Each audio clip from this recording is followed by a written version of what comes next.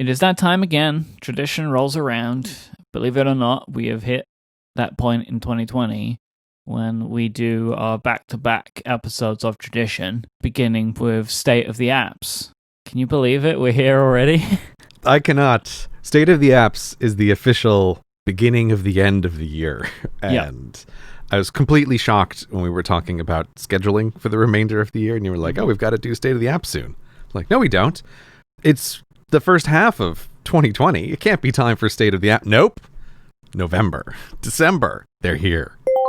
You know, it was kind of funny to prepare for this. I listened to last year's episode. Mm-hmm. And there are just whole categories of applications we're not going to talk about. Yeah. Wiped out. Like the amount of time that we spent talking about like travel tools, apps. Yes. Gone. When I did the same thing. I listened to the last year's State of the Apps, and it was funny to me how even in an episode that in theory is like really self-contained of like, oh, what applications do you use on your phone and computer to get work done? There were so many times I was like, oh, young, naive Gray who doesn't know what's coming down the pipe, right?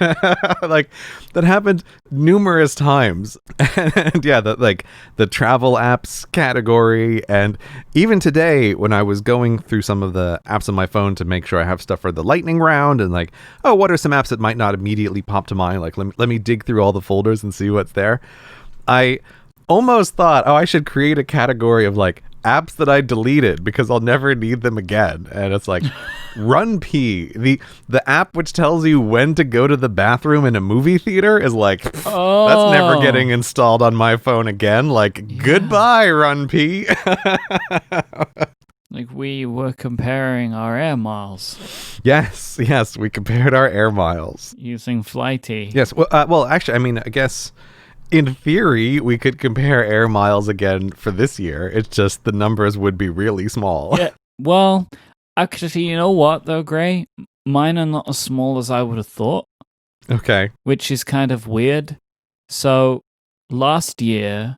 So this is using an application called Flighty, which otherwise we were not going to talk about today, but is an app that we both really like, but it's for tracking flights, which is not a thing that neither me or Gray are doing. That doesn't mean nobody's doing them. Of course, some people are still flying. So if you are looking for a flight tracker, you can go for it. So in 2019, I racked up 47,679 miles flown around the world. In 2020, I did 16,985. Oh, okay. So what were your flights that you got in? Well, so I went to LA, which definitely helped. Right, of course. And then I had multiple trips to Romania, so we had to go back and forth from Romania a few times.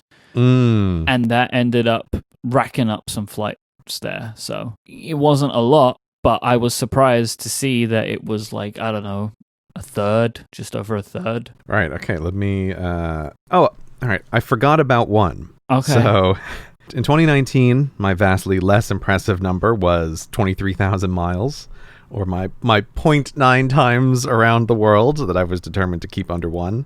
But I am quite shocked that my 2020 numbers were 0.4 times around the world at 11,000 miles. I forgot I did one business trip to Germany in January, and then the one real trip that I did was I went out to Colorado, good old Denver, Colorado, to the weed research lab. The weed place. Yes, and so I went there, I flew back, that's added basically what all of the miles are, and then I arrived home on late February and went immediately into lockdown. Mm-hmm. Didn't expect we would actually talk about Flighty.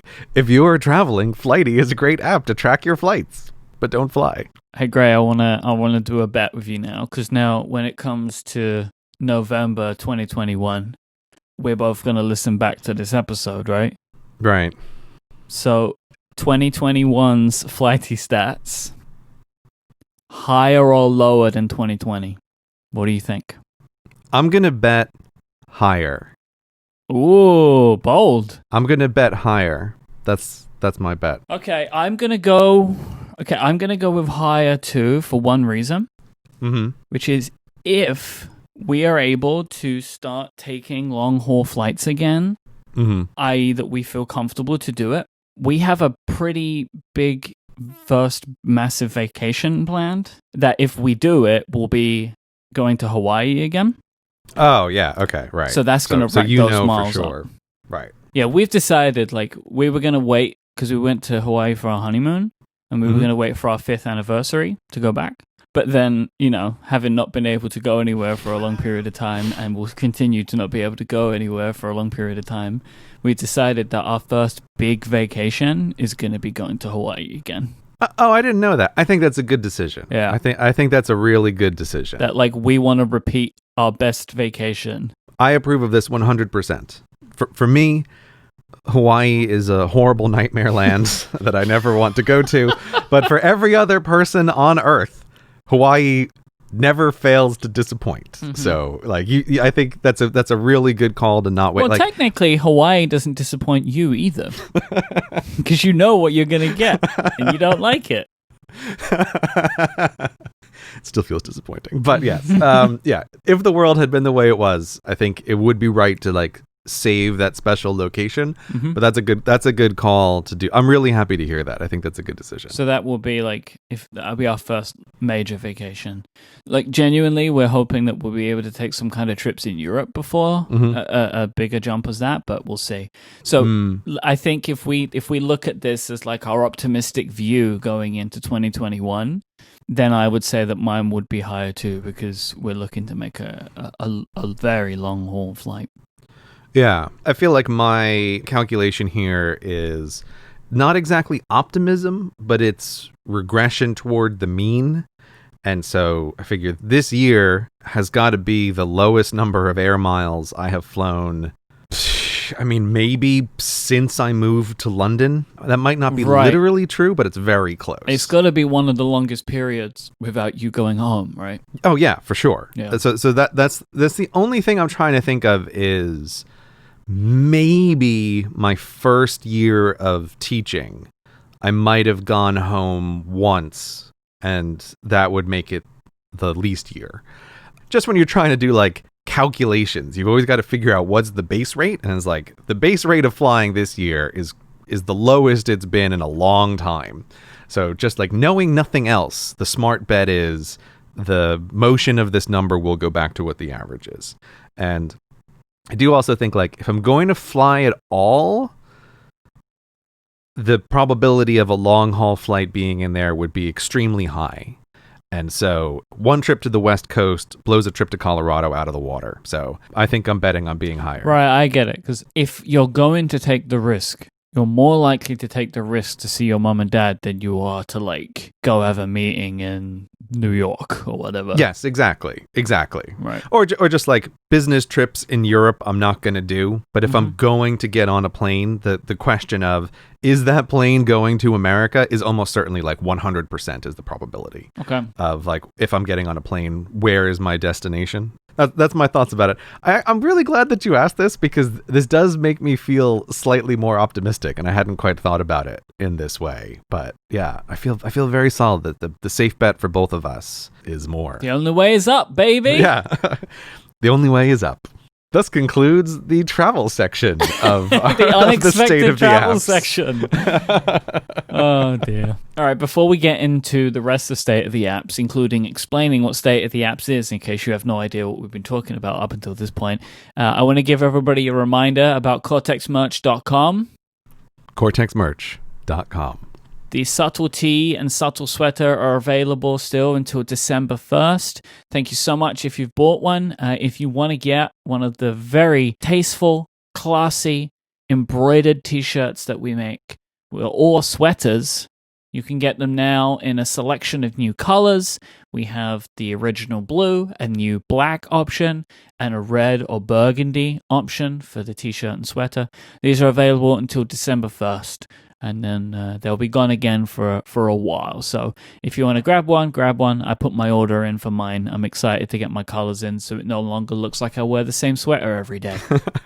Yes, and this reminder to the listeners, Myke is also gently reminding me, because I always forget until the last second of like, oh Yep. God, I've got to put it in order. Yep, I did mention to Gray earlier that I would not be doing what I did for him last year, which was to put them back on sale 3 weeks later purely so he could buy them again.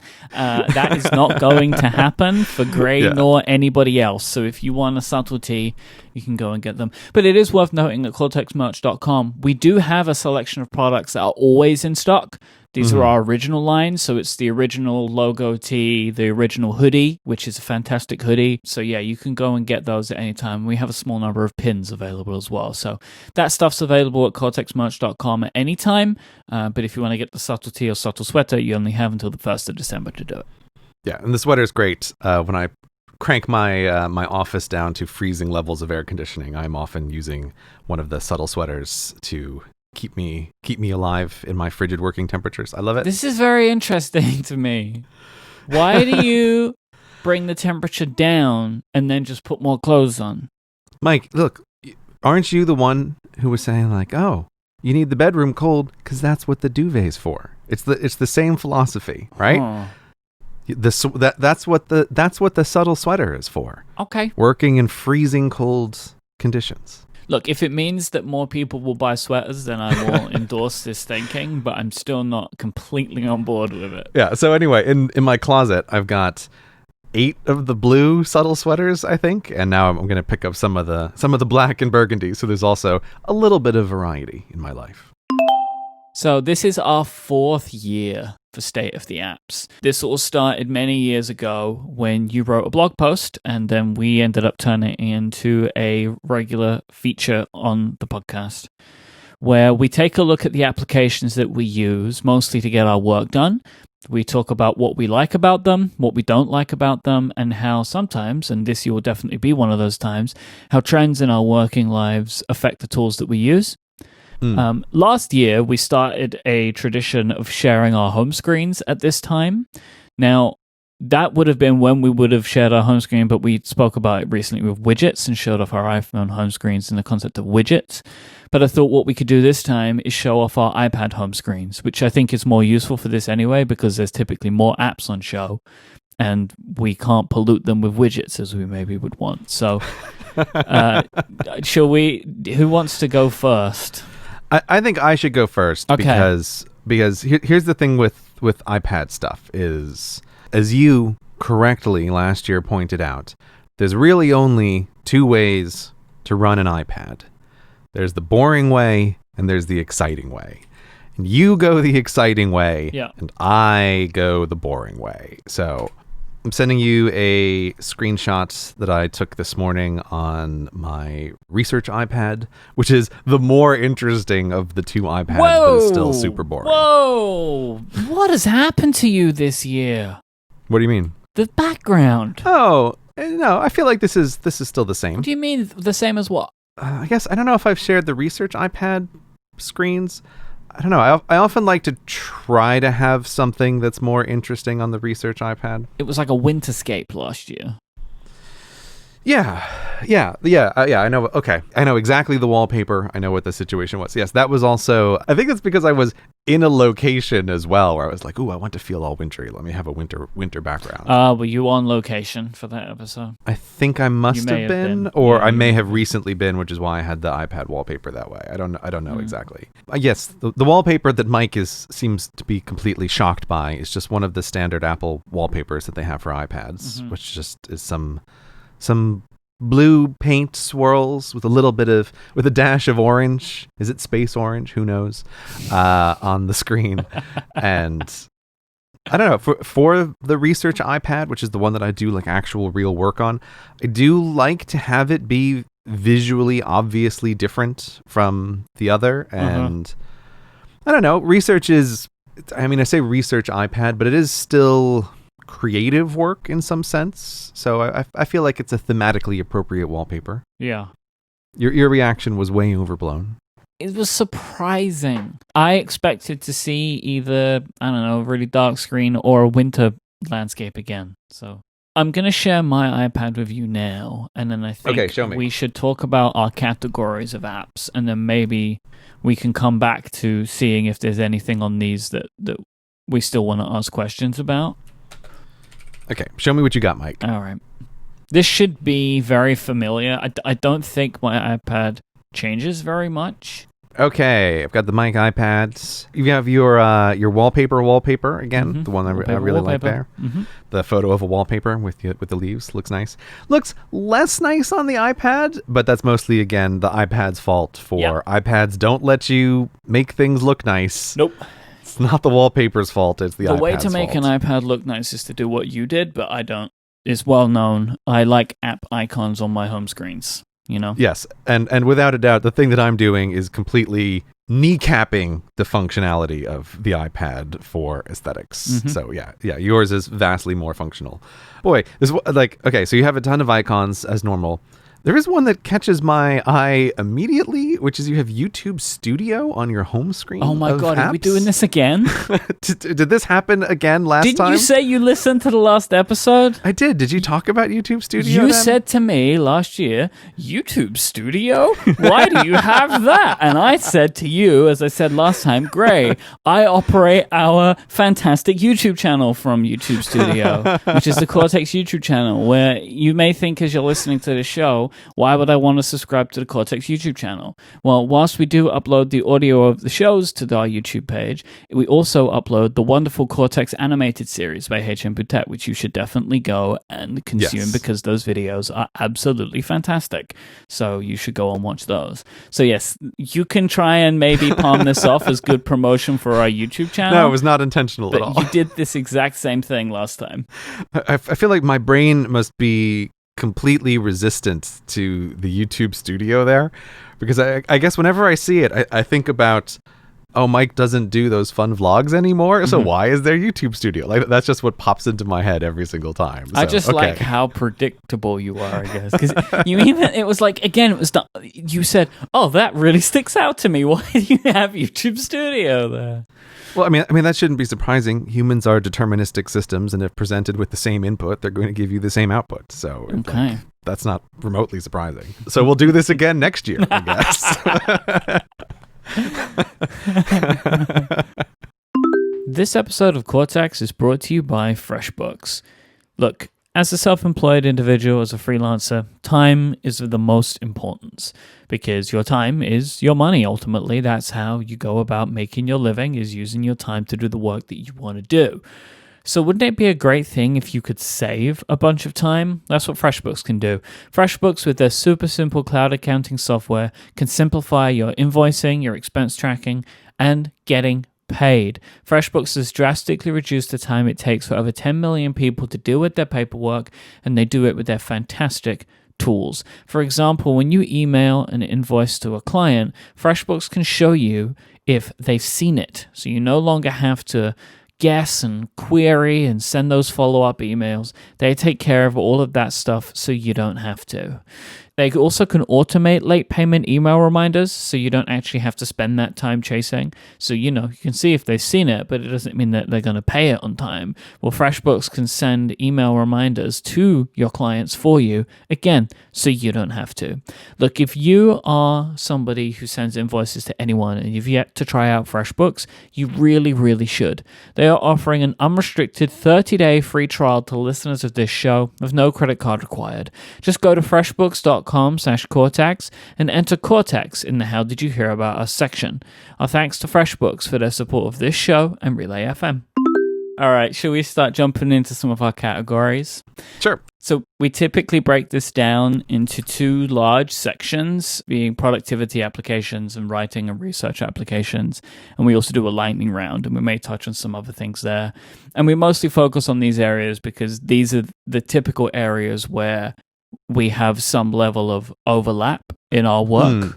So productivity, obviously, is a thing that we look at a lot. And one of the big changes in my productivity system this year is my move to OmniFocus. Yeah, so I'm curious for a little bit of a retrospective here because, I mean, again, like, spoiler alert, I'm still using OmniFocus. I'm sure no one is surprised by this piece of information. So I'm just curious what your experience has been with this and what you think of it as the relative noob to this app of the two of us. Yeah, I mean, I had used OmniFocus in the past, but I came back to it about 6 months ago. This is something that more Texans already know. If you subscribe to more Tex, I spoke about it when I switched back in June. Mm-hmm. And at the time, the reason that I made the switch was because I wanted to try something new out, and OmniFocus had been recently updated, and I liked the visuals of it. And our friend Federico had been working with his partner Sylvia on a selection of custom icons for OmniFocus, cool perspective icons, so you could like change the iconography inside of the application, and all of that just seemed really nice to me. So I thought, all right, I'll give OmniFocus a go again. And I was also looking to rebuild kind of my organization system for tasks. And I figured if I was going to do it, I might as well do it in a new application. You know, like wrap all of these things up in one. Yeah. And ultimately, the system that I ended up with was having still two kind of buckets, but standardizing them more across my time tracking and my task management. So to kind of give that a little bit more context, I have like these large tasks that I do, and then sometimes we'll add tags to those tasks, right? Like that's typically what I'll do. So I'll have a project and then I'll add a tag. And the tags in my time tracking system are just the names of the shows that I do. Everything else is a project, right? So sponsors is a project, membership is a project, podcast recording is a project. And if a show is directly related to that project, I'll tag it with that. And that was what I thought I wanted to go with. This ended up being annoying to do in OmniFocus because it was too many taps to get anything done. So what I ended up doing was, because this was where OmniFocus actually came to help me a little bit here, where I realized I don't need projects and tags, I need perspectives and tags. Right. So this is the great thing that OmniFocus does, is basically allows you to create saved searches or filters with lots of parameters, and then you can name them and save them. And they look like basically big buckets that you can put tasks into. And then with the added benefit of allowing some tasks to appear in multiple perspectives, which I really like. So what I have now is everything has tags, everything's tags. So I'll have all of my kind of big projects are tags, all of my regular projects are tags, all of my shows are tags, right? And then I will just add multiple tags per item, depending on what it is that I'm doing.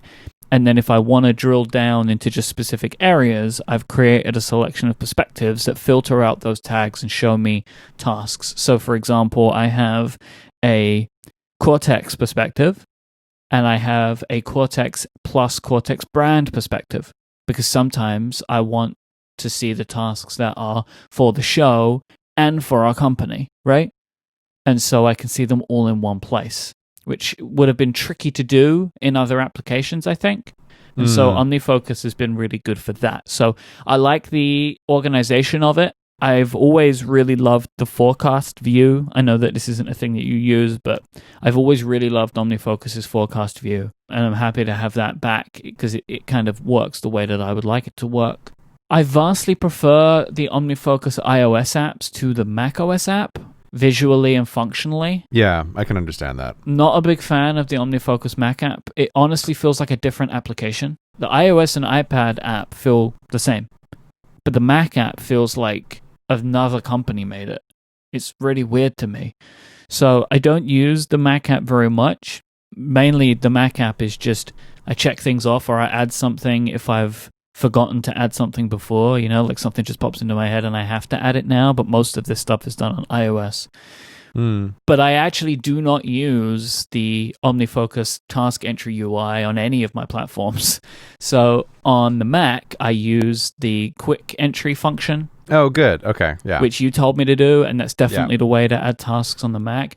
Going into the app and selecting new task, it's too many clicks for me to get something added. Yeah, it's quick entry or bust on the Mac for sure. And then I created a shortcut to do this on iOS.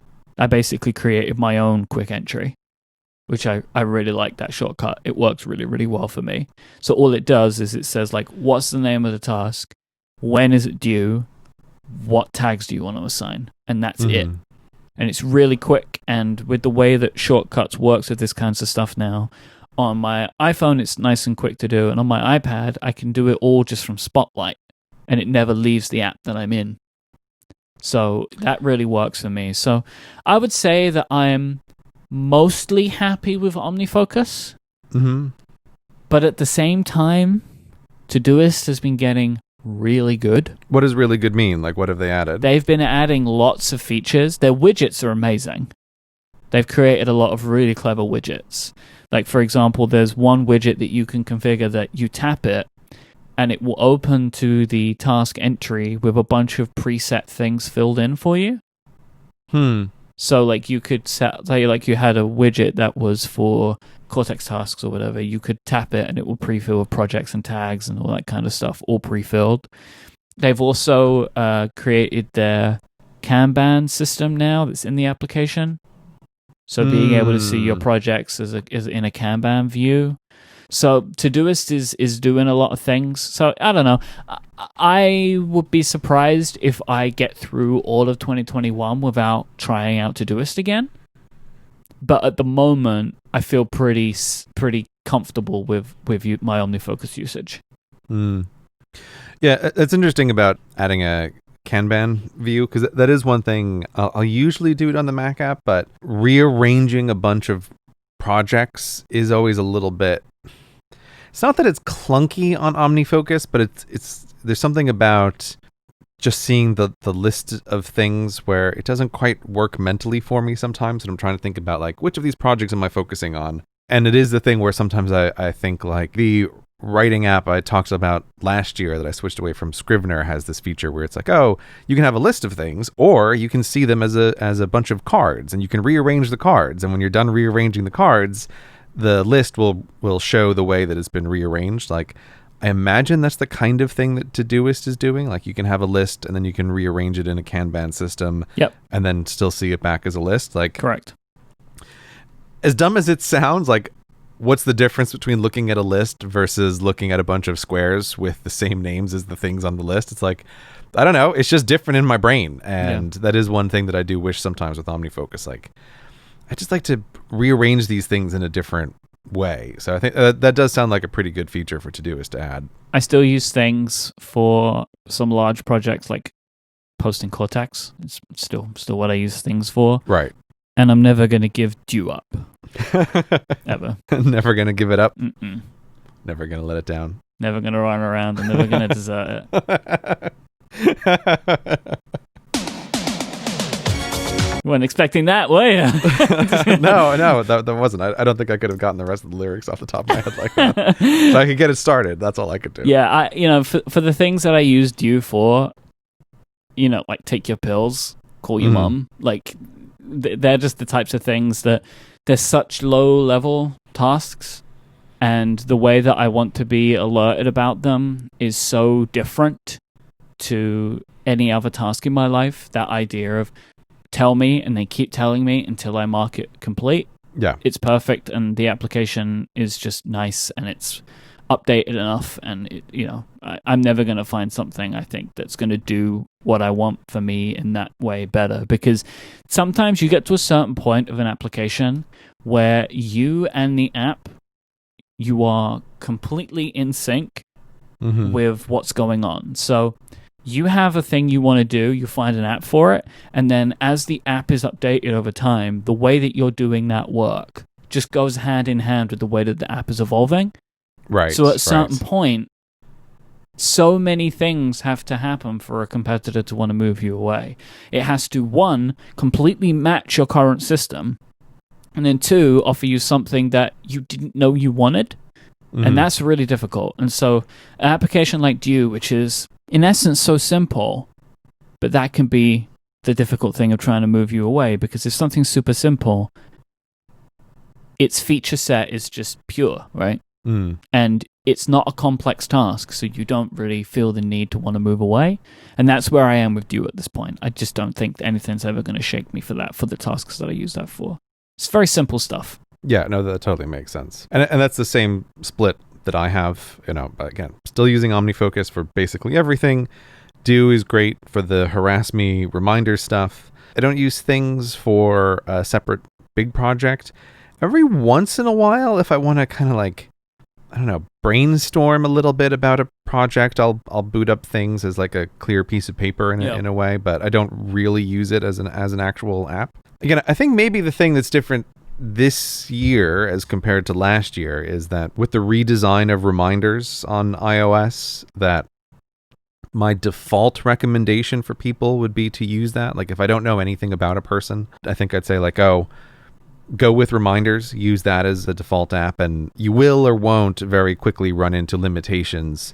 And then based on what you feel are the limitations of that, you can figure out what to-do app would work best for you. But yeah, I think like for most people looking to try a task management kind of app, I would say like just start with the inbuilt reminders. It's much better now and is probably a good solution for at least 50% of people.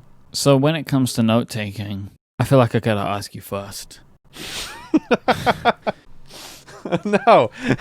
and again, it's like having gone through what we've been through over the last few months, I can't believe that note taking has been a thing that we've spoken about multiple times in State of the Apps, and you had your answers for it.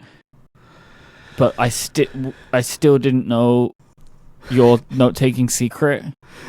There was no note taking secret. This again is just human communication is hard. Yeah. And when I was listening to last year's episode, having gone through the Tikoi incident this year, and then having had our discussion about notes, what even are they? Mm-hmm.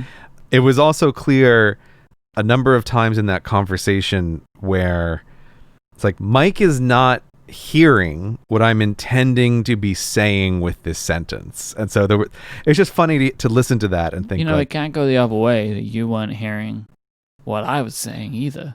It's not just on me. No. I don't mean that it's on you. What I mean is like, we'll get to it later, but in particular when I'm talking about Ulysses in that, it's like, oh, I'm clearly just talking in my mind about the way that notes are weird for me, but none of this is being communicated to Myke.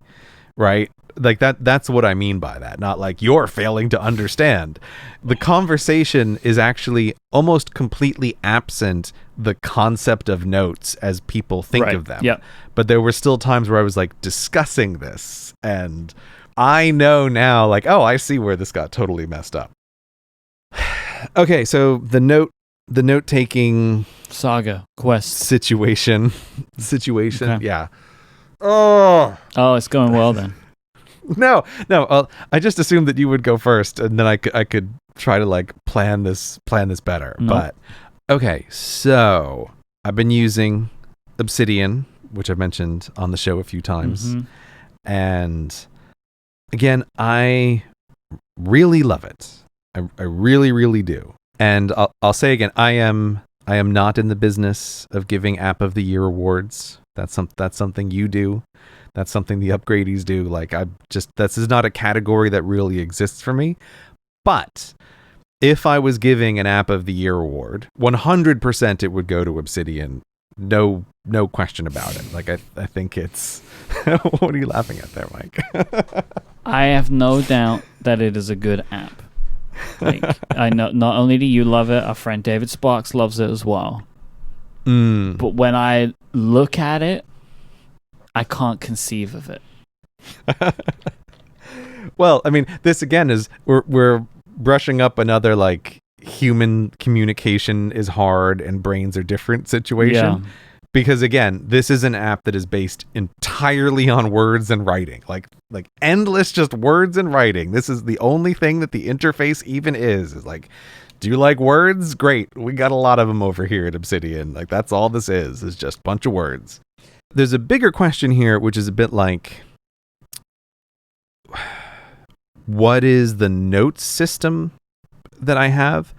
I don't yet have a good notes system in the way that people mean this. Okay. Right? I can't say like, oh, here's how I make my notes. But still, the reason that I love Obsidian is for all of the projects since the Tikoi incident, I've been using it to try and write notes on those topics. And Obsidian, again, allows incredibly free form writing where, again, in my head, I think it makes sense to think of it as just like the closest you can get digitally to sitting at a table with a bunch of index cards and just writing on those index cards in whatever order and rearranging them. Like, the user interface is fantastic for allowing you to just rearrange a bunch of these cards and to make it trivially simple to make new cards and also to make little connections between the cards.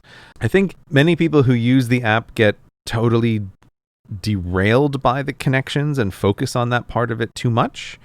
But the connections are still useful for being like, oh yeah, this thing goes to here and that thing goes to there. So I still don't have a clear system for the notes. But one of the ways that Obsidian has proved really useful to me is as the app which can help prime the pump of writing. And so, often the hard part with writing is getting started with it. And so this is like one of the tricks that I use for myself it's one of the reasons why I talk stuff out loud a lot, is because it can be hard to sit down at a computer and just open up a script and be like, okay, I'm going to work on this script. And then you go, oh, well, where exactly? What am I going to... You can get derailed by these little details. But if you tell yourself, just start reading it out loud from the top, within seconds, you're going to find things that you're like, oh, this needs to be changed. This needs to be smoother, whatever.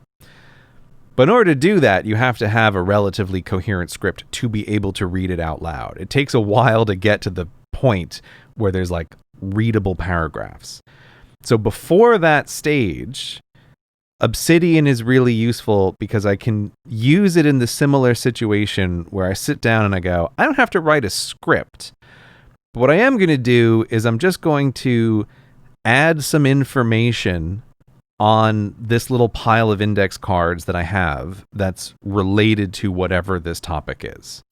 And so that is extremely useful to me to be able to say like, okay, I'm working on Project Rosalind. Here's the 5 index cards that I have on it. Just open them up and add stuff to this. Or like there's a way in Obsidian where you can mark little like to-do boxes. And so sometimes I'll add like a little to-do which says, oh, find more information about this, or like here's this document that you need to read. So it's a useful way to start, quote, like writing a project without the intimidation of I am working on the script. And then very frequently what happens is within an hour of doing this, I tend to naturally then transition into writing the actual script, because it's a bit like, okay, I've been booting up all this information in my brain and there's some things that I want to start writing that are going to be the actual script. So this is why Obsidian has proved tremendously useful to me, even without having yet settled on what are like the formal rules for how this is supposed to work within my system relating to notes. So that is why I absolutely love it. And it is also why, in some sense, the note-taking quest is still a failure. I haven't accomplished that part, but I'm still in a much more useful place than I was before. I think fundamentally, I still don't understand what you consider, quote, a note to be. Okay, so I guess what I would say here is that the distinction for what goes in Obsidian is they are much more purely factual statements. Right, okay, but yeah. So this is what I need to understand. I think we're going back to atomic notes again. Right. Which is fine, but I still just want to get it, right? So when I call something... Which is fine, but you're exhausted. Yeah, when I call something a note, right? So like I have a note called Cortex Follow-Up, right? And in that note goes links, thoughts, bullet points, lists, all kinds of stuff, right? Mm-hmm. But it is related to anything to do with follow-up for the show. And then when I sit down to start prepping the show and putting things into our Google Doc, I refer to the Cortex follow-up note that I have in Apple Notes, and that's kind of where I get all my information from. Mm-hmm. But it kind of sounds like that's not what a, quote, note is for you. Like it's something different. Yeah. So what you're saying, like the word I would use to describe that is I would say that's a list. Like that's a running list of things. But it can also be paragraphs of text, though.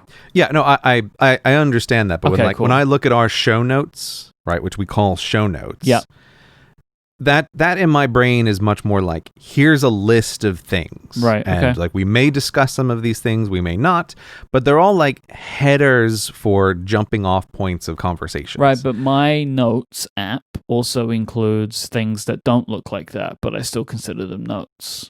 So I might have like larger pieces of text which are relating to a project that I'm working on. Like it's quite different. Yeah, so when I'm talking about notes in the context of writing a script, what I mean is really, here are all of the factual building blocks out of which a piece of writing can be constructed on top of. Like that's the distinction. Right, okay. And you see though, it's still not there. What is the minimum amount of text that you would consider to be, quote, a note? I mean, a single sentence could be a note. Right. This and again is... Why... Okay. Why would you create a single note for just one piece of text? Why would it not go with something else?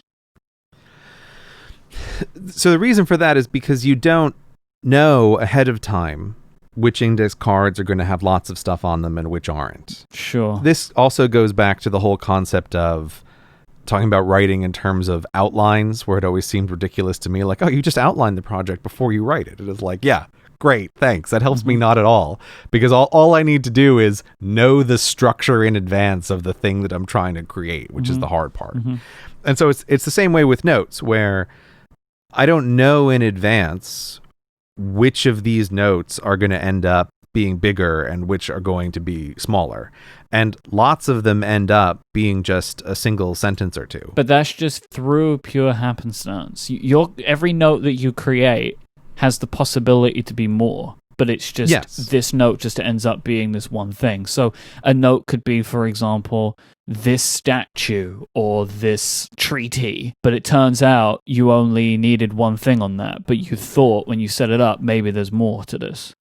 Yes, exactly. So like I'm clicking through my Obsidian thing right now, and it's like I have a note which is titled "The Senate Nuclear Option," and then the entire piece of information on here is a procedural move to reduce the number of votes needed from a supermajority to a simple majority. The end, right? And the reason that never got expanded is because I realized very quickly, oh God, this is awful and so boring and so complicated that I do not wish to put any more information about this, like in a script that I'm going to end up writing. It's like, if this thing gets mentioned, this is about the level of detail that I actually care to ever mention it. And in the final video that I did on this topic, I never even mention this level of detail, which is my note on what the Senate nuclear option is. I just reference it in passing and move on. But I don't know in advance that I'm only going to want this one sentence, right? This could end up being like a multi-paragraph thing. Yep. So that's why they can end up being small. And it seems sort of ridiculous to have a bunch of things that are a single sentence. But again, this is where Obsidian is really good, where, you know, like on a full screen iMac, I can open up the app and I can easily have 16 of these little index cards all open at the same time and see them all quite easily.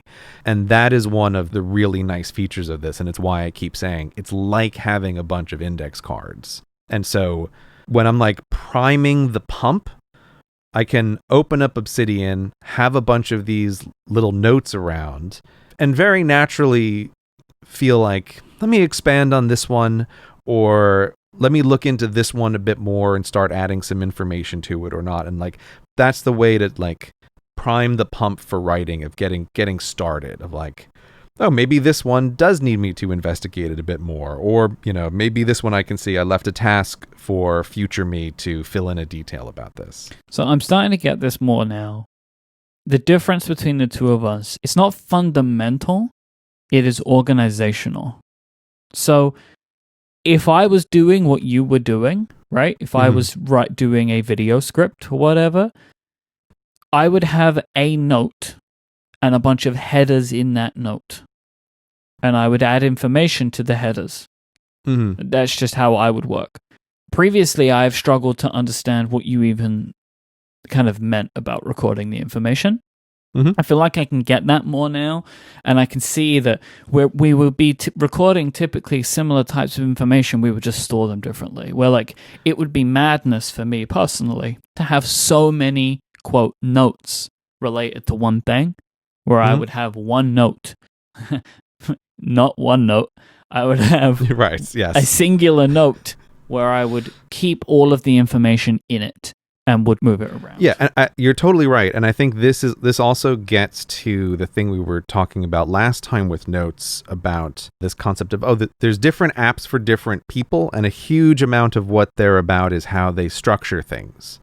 And so the way you're talking about it sounds to me much more like you are creating a thing that would be more like a traditional outline, but you're just growing it in a more organic way. And then that feels like, yes, if you're doing that, then Rome or Notion might be more the tools that you would want to use. They sort of, in their interface, are biased more in that direction than something like Obsidian is. Okay, what's that? Well, in theory, yeah, but they won't get out of my way. Yeah, I mean, forget that part of it. But like what you're talking about for this sort of thing, you could reproduce on a single piece of A4 paper. Like you're Correct. writing headings and subheadings, Yeah. right? Whereas when I'm working on it, if someone gave me that A4 paper, I'd immediately want to cut it up into lots of smaller segments and move it around and be like, I don't need this whole piece of paper. In fact, I don't want the restriction of the whole piece of paper. I want lots of little pieces of paper that are each going to contain smaller bits of information that I can move around or group together over here or group together over there. Which I think puts you, weirdly, more in this new school of, quote, content blocks than me. Yeah, for sure. Yeah. For sure it does. And the other thing that's just different here, which again is a new addition to the workflow since the Tikoi incident, is the process of explicitly creating a bunch of these little notes as an intermediate step between the primary sources and the script. That's part of what's new here and why I think of this as like priming the pump. Yeah, because you are taking the information and putting it into your system rather than when you write the script trying to rely on remembering something from the original document. Yeah, or like I used to have, Evernote is open next to my writing app, and it's like, okay, I'm just skimming through or I'm looking at the highlights or whatever. So that's why Obsidian is existing as this layer between primary source and script. And it's also why like I don't have a system, because I'm also treating it quite fluidly. Like I'm not bothering with a lot of the heavy burdensome stuff about like, let me link every note to the exact primary source and put it in a taxonomy of hierarchy. It's like I don't need to do that. Yeah. And also that's too heavy weight when I haven't really decided what the system is. Mm-hmm. So again, that's why this is just like a virtual stack of index cards that I'm rearranging and writing sentences on. And where are those sentences coming from? They're coming from me reading the primary sources and then immediately adding something to an index card. And that's also why the index cards have variable sizes, because I don't know in advance which are going to be big ones and which are going to be small ones. Is the text only entered into Obsidian? Or do you put text in another way and organize it in Obsidian? I'm writing directly into Obsidian. Okay. Again, it's a Mac-only app. I'm just having it open on my Mac, and I'm entering the text in there directly. That's the way this happens. But how does that work with the, quote, research iPad? So, yeah. Okay. So the all right. So there is an additional app here, which is on my list, which is I feel like an oldie but goodie, which is OneWriter, which is a markdown app for iOS. And just by happenstance, the way OneWriter happens to work with Dropbox and markdown files lines up perfectly with Obsidian, so that if I need to add something to a note that is in my Obsidian database, which really is just a bunch of Dropbox files that are all markdown files, and I am on my iPad, I can use OneWriter to add to any existing index card that's there. Right. That makes sense then. I don't do that a lot, but every once in a while I do that, and it's nice to be able to have as an option. Yeah, I know I would really be adverse to a note-taking tool, which is an idea tool sometimes, as well as research tool, that I could only access from one of my machines. Yeah, and again, it is the biggest frustration by far, but it shows like how much I like this app that I'm willing to put up with it. When I say research iPad, I do mean this in a slightly different sense, which is just that maybe like investigation iPad might be a better word for this, but I use that a lot for the more exploratory phase of looking into projects or just trying to find stuff. And so I'll often have like a Safari window on that research iPad, which has 40 tabs open that are related to some video project, for example. Sure. And I try really hard to keep all of that, like whenever I'm investigating something, to explicitly take the research iPad, like find the Safari window that's related to this project and like expand from there. And then there's another phase, which is when I'm priming the pump, kind of like going through those tabs, adding stuff into Obsidian and trying to like close them down. So, you have like expansion and contraction. There is one thing, I don't think this is possible, but I would love to know if anybody has figured out a way that you can not have like iCloud tabs, but is there any way to force Safari to maintain state across different devices? Like, I would always want Safari on my Mac to be the same tabs and things as Safari on my iPad. That is the world you're never, can't imagine you're ever going to get. That sounds wild. I know you say that, but I have this feeling in the back of my head of like, surely this is accomplishable with JavaScript or something. Like there's a way in which if I just run a script or a shortcut before I open, can I like force sync Safari to always be the same? I don't know if I can, but I feel like if that's possible, if anyone can figure out a way to do it, I am willing to run a shortcut or a script before I launch Safari on any device if it can force state across all devices. All right, if you're willing to do that, I'm sure there's a way to do it. Yeah, see, now it feels like it might be tantalizing. Well, because I thought you were just talking about some like mirrored syncing system, where it automatically does it for you. I don't expect this is something Apple's ever going to do, and Apple would be the one who would need to do it. But I just wonder, it's like, there's got to be a way with JavaScript that I can read the state of all of the tabs and like save them into a bookmark folder and have that folder opened up on another device or whatever. Like, there's got to be a way to do that. That seems more possible. But so yes, there we go. Notes, Obsidian, love it. It's great. It's great for priming the pump.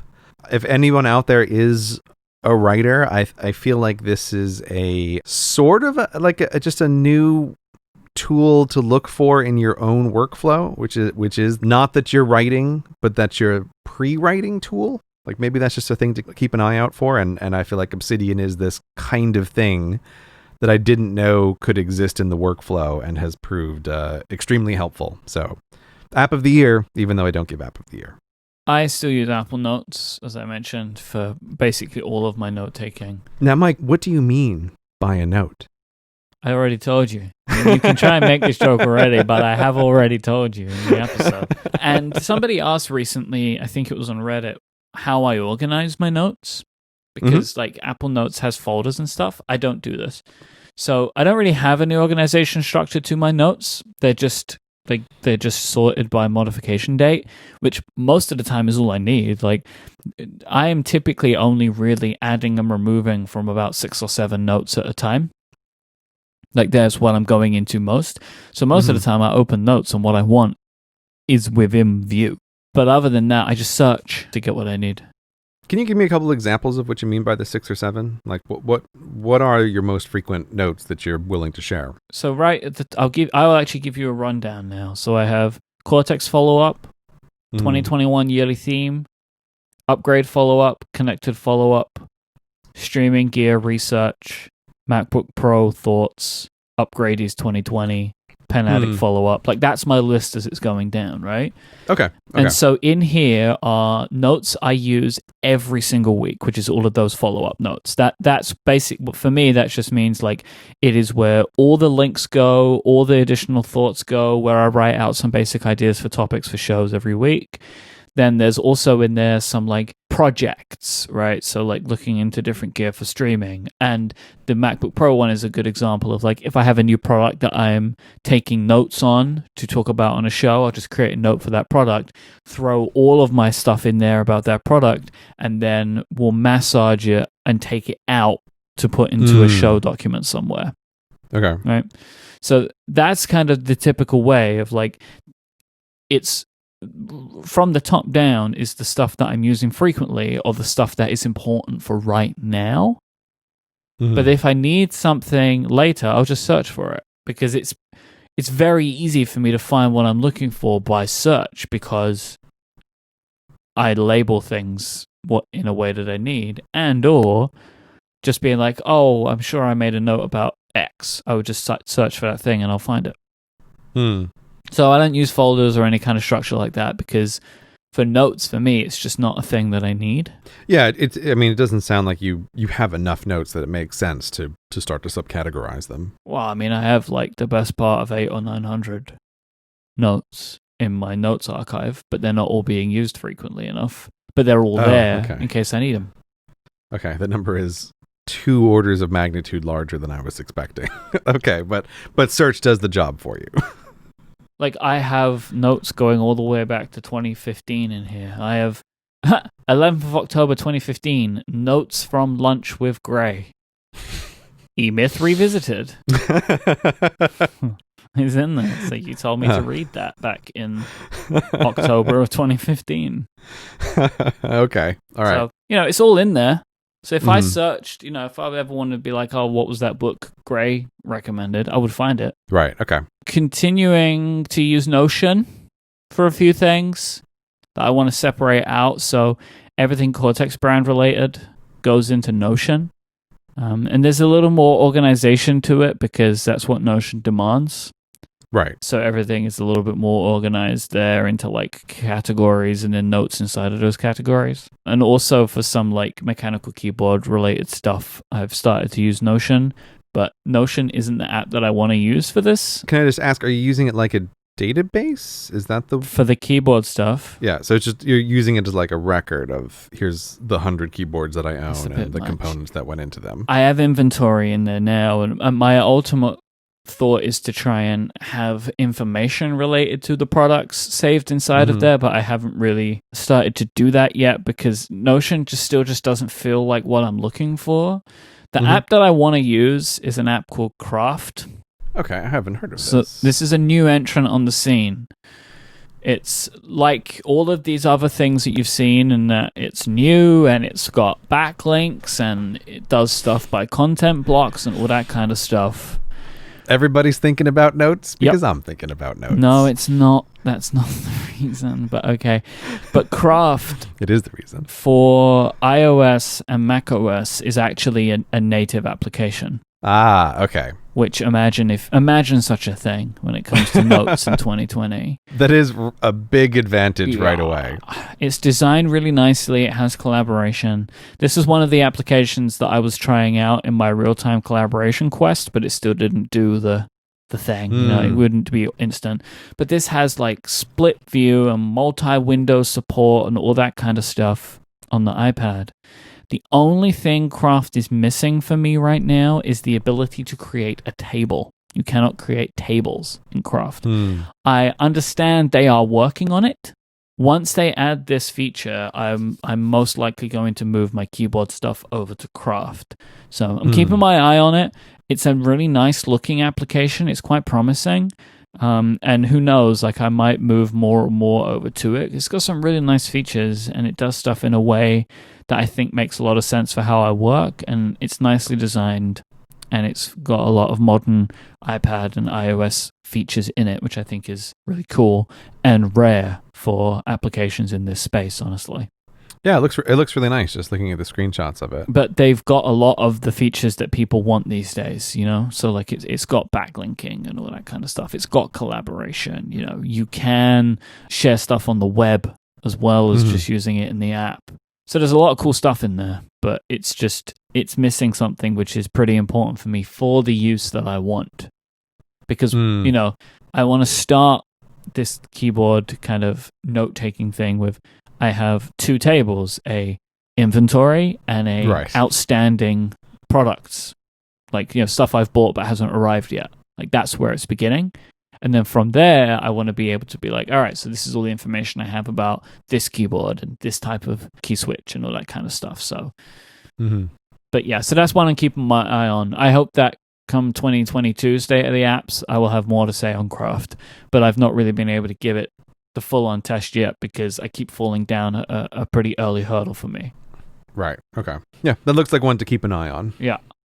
It also gave me a slight heart attack when you say 2022 State of the Apps, but then I remembered that yes, it's like cars. It's numbered for the year ahead, not the year that we're currently in. Yeah, and that was your choosing, not mine. Yes. No, I know. Yes. Yes. I would much prefer to call this the 2020 State of the Apps because that makes more sense to me. Yeah, no, but my whole reasoning is like, no, but you have to, people then when they find it, they're going to think it's a year old, right? And so you sort of sneak it in like, oh, this is State of the Apps for 2021. This is current. It just got posted yesterday, guys. This episode is brought to you by Hover, one of the longest running sponsors on the show. When you have a great idea, that big idea, that next thing that you want to work on, where do you go? Your business needs to start with a domain name, and for so many entrepreneurs, Hover is that big first leap. They have over 300 domain name extensions for you to choose from. No matter what you want to build, there is a domain name waiting for you. They have excellent technical support to answer any questions you may have, and they are dedicated to getting you online and not upselling you.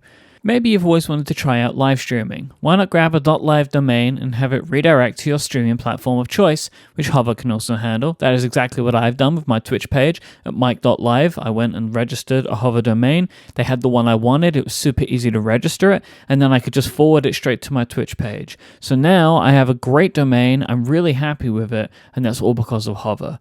Hover has free Whois privacy, so the bad guys don't get your information. The user experience and the way that you set everything up is super clean, super simple, and they have monthly sales on popular top-level domains. It is so easy to see why Hover is the best choice and the most popular choice for people starting businesses. I really love things that just work, things that I don't have to spend a ton of time learning how to use. I know that you obviously appreciate that too, and that is what Hover is all about. Everything is so easy to navigate. So go buy your domain and start using it today by going to hover.com/Cortex, and you will get a 10% discount on all new purchases. That is hover.com/Cortex. Make a name for yourself with Hover. Our thanks to Hover for their support of this show and Relay FM. Email. The wheel. So last year, your answer was, I'm not doing it. No, that wasn't. No. Like, it basically was, Greg. No. Oh, okay. Well, okay. Yes and no. The thing that I found charming listening to last year's episode was the part where I said, oh, I'm going to, for next year, the 2020 that is past now, for next year, I've got some thoughts and some big plans for email. And there's a way that I'm going to be using email a lot more. And that was contingent on a couple of projects that would have involved a bunch of people and travel, and none of that happened. So the number of times I've seriously opened my email app in the past year might be under a dozen.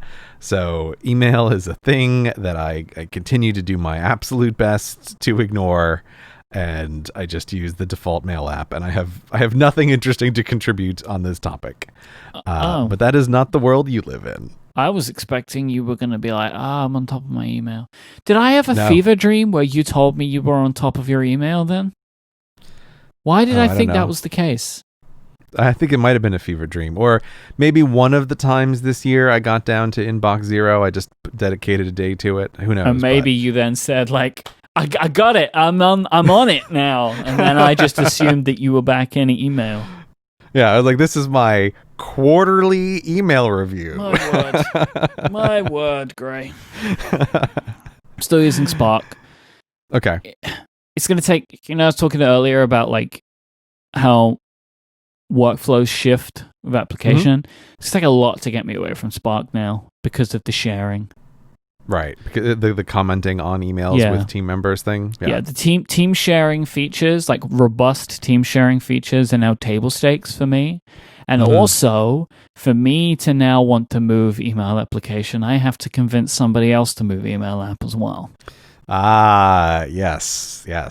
Now it's a decision for the two of you, not just the one of you. I have to be able to make a real good case to suggest that me and Carrie move email apps. So I don't think that that's likely. The only thing that I have my eye on, and I have just one eye on it, and it's not, it's just glancing, is an app called Hey.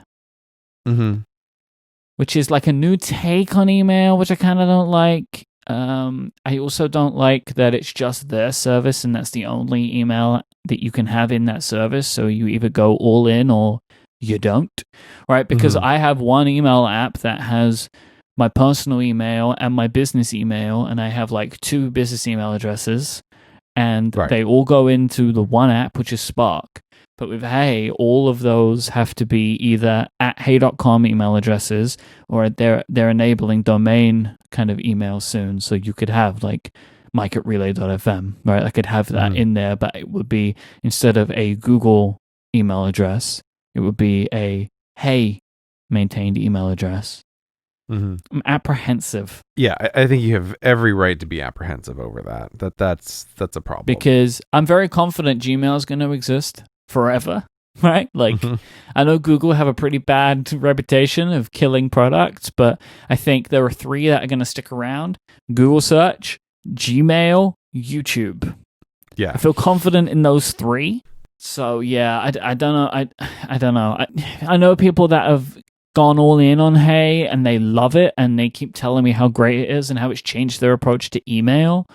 But I don't know. Yeah, the longevity worry is a very legitimate worry for something like email. And also just like a big disruption. This is a big disruption. Like, you are going in and saying, I am moving my domain now. Yeah. And you have got to hope that goes well, because if email gets lost, it's gone, right? Yeah. And I just, yeah, it's going to take a lot for me to want to do that. Communication applications. There's Slack. There's just the Slack, right, Myke? Slack is, it is Slack now. And there's kind of no way they can get away from it. This is what they are. Slack, it was supposed to be the cool thing that got rid of email. And do you know what? It did do that, but it just replaced it with Slack, though. That's the problem. And so many years in, it is a fantastic tool, but that fantastic tool has just filled the same hole. Yeah, without a doubt. Slack feels like a giant lumbering blob of a business monster in a way that many of these tools do, and their cutesy sound effects can't cover that up anymore. It just doesn't work. And you know what? Like, it's totally fine, right? Like, it's doing its job. It's the business communication tool, and that's perfectly fine. But this idea that we all had that Slack was going to save us from a thing we didn't like has not held out. And it's just, this is where the business communication happens. Like, business communication, which is much easier to manage because instant messaging is better than email, just fundamentally, for the low barrier to entry and the speed at which communication can occur. It's all so much better than email. But, it's just the new way that we communicate in business settings is Slack or Teams, right? You can just like find and replace here for Slack or Teams, right? Like, whichever one you're using, it's the same thing because they're by and large the same products. Yeah. I mean, the thing years on for me that Slack has done is that, yes, in some sense it has replaced email, but the real value is the the siloing for things. You know, there's that's true. that is always the problem with email. Of like, email can be everything, right? It can be from anyone, and you can have spam and all the rest of it. At least with Slack, as you say, when I go into the company A, B, or C Slack, all I'm going to get is stuff related to what's happening inside of those companies. Yeah, and that's a huge advantage, and it is mind-blowing to me, like, how did I ever run my business in some ways before Slack? Like, I mean, I remember having on iOS, like, I used to use those thread alert notifications all the time for design feedback and like working with people for like, oh yes, here I'm basically having an instant message conversation about, you know, custom artwork that I'm having made in the form of an email thread. And it was like, that was awful. So like, yes, Slack, you know, it is what it is. I'm very glad to have it. And it has siloed all of that work communication into one area where it can just exist. And it is all better, but it's also not fun, because work isn't always fun, and that's fine. That's the way it is. Discord, baby. Let's all move to Discord. Discord will be fun. That's where the fun communication's happening. Yeah, Discord is for the cool kids. I am very aware of this, the fact that I really like Discord. I like it for a bunch of social things, and I have had this thought recently that if I was starting a new project, like a professional project, I would use Discord. Yeah, I feel the same way. I do feel the same way. It has a different set of tools.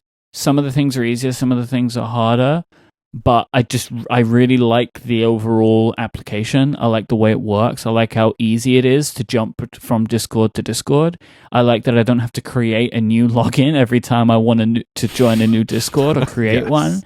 I like the moderation tools that it has, not even just from a community management perspective, but like even a small group perspective, like that things can be managed quite easily. I love the bots and how many bots there are for Discord and how open that is and how you can have it do weird and wonderful things. I actually, you know, depending on your outlook, the fact that it doesn't have threaded messages can be a good thing or a bad thing. Mm-hmm. I don't really like Slack's threads, honestly, so I'm fine with that. But, you know, your mileage may vary. Discord is the new chat app, but honestly, that just might mean that in a year I would hate it, but Discord is where I would go now. Yeah, well, again, this is the thing with Slack is going to save us from all the emails. Like, yes, it doesn't save you from the work, though, right? Like, the work still needs to happen. Maybe Discord saves us from Slack, though, you know? Right, but that's the feeling. Is like, I think when people say this, there's sort of an implied, it'll save me from the work, right? So you're like, oh, I'll use Discord. It's more fun and there'll be less work. It's like you still have to get the same amount of things done. But I do think Discord has the advantage of having come along after Slack, making design decisions, seeing how Slack works. So yeah, there's a lot of stuff that's hard to pin down, but Discord does feel smoother and less heavyweight in a lot of ways. And that's also the same reason that I feel like if I was starting from scratch today, I would probably do all of my company communications on a Discord rather than on a Slack. I actually think over the next couple of years, there's going to be another boom in these tools for so many reasons. Like, one, of course, there's a market for it now because of remote working. But two, because of the change in remote working, everyone's going to come up with their "we're better than Slack and this is why" tool. So like, this was a thing that was around a few years ago because Slack was gaining prominence. So people were like, we can build a better Slack. But I don't think there was a lot of take up for it because everyone was like, we use Slack. Like, what's the problem? But now I think these tools are so important that one, more people are using them, so there'll be more new takes on it. And two, there's investment. Yeah, that's a really good point. I think you're right. Yeah, that it obviously it takes a while for this stuff to get off the ground, but there's probably a non-trivial number of remote teams who are remotely working together on their replacement for Slack, like right now for sure. Listening to this very podcast in the background, right? Like 100% that's a thing that's happening. It is 2020, so I've added a new communication app to this list. Zoom! I mean, I've used Zoom for years. Have you? But just not to the level that I use it now. Can you explain something to me? Like, I do not understand really why Zoom just completely exploded this year, and it feels like, guys, we've had these tools all along, and I've had this real resistance to using Zoom, and get into these weird conversations with people sometimes, like, why can't you just FaceTime me? And they're like, no, let's do a Zoom call. I'm like, no, I don't want to. I don't like or trust Zoom, and I didn't like it from the moment I saw it. But it's like, somehow this just instantly became the thing that everyone uses and talks about, like video chat was invented the day Zoom showed up in March 2020. Well, Zoom's been around for a long time. Mm-hmm. And it's been used in a lot of professional settings, and it does some interesting stuff for like large group podcasts, like because Zoom can record, right, for you. So I've done it in those kinds of settings. That's how I have been aware of Zoom for a while, because it was like it has been a Skype replacement for some people that I work with. Zoom worked because it had the lowest barrier to entry for joining a call. It made it very easy to join calls. Like Zoom's real thing was that you could click a link and join a call, and you didn't need an account, and you didn't need to download an app necessarily. And like the way that it dealt with a lot of that stuff was much, much easier, I think, than a lot of its competitors. Now, unfortunately, this ended up being a slight fall from grace for Zoom, because some of the ways that they were doing things to make them easy were not necessarily secure. Right. And they have tightened up some of that stuff. But at this point, it doesn't matter, because Zoom made it so easy for so many people, they have become the tool.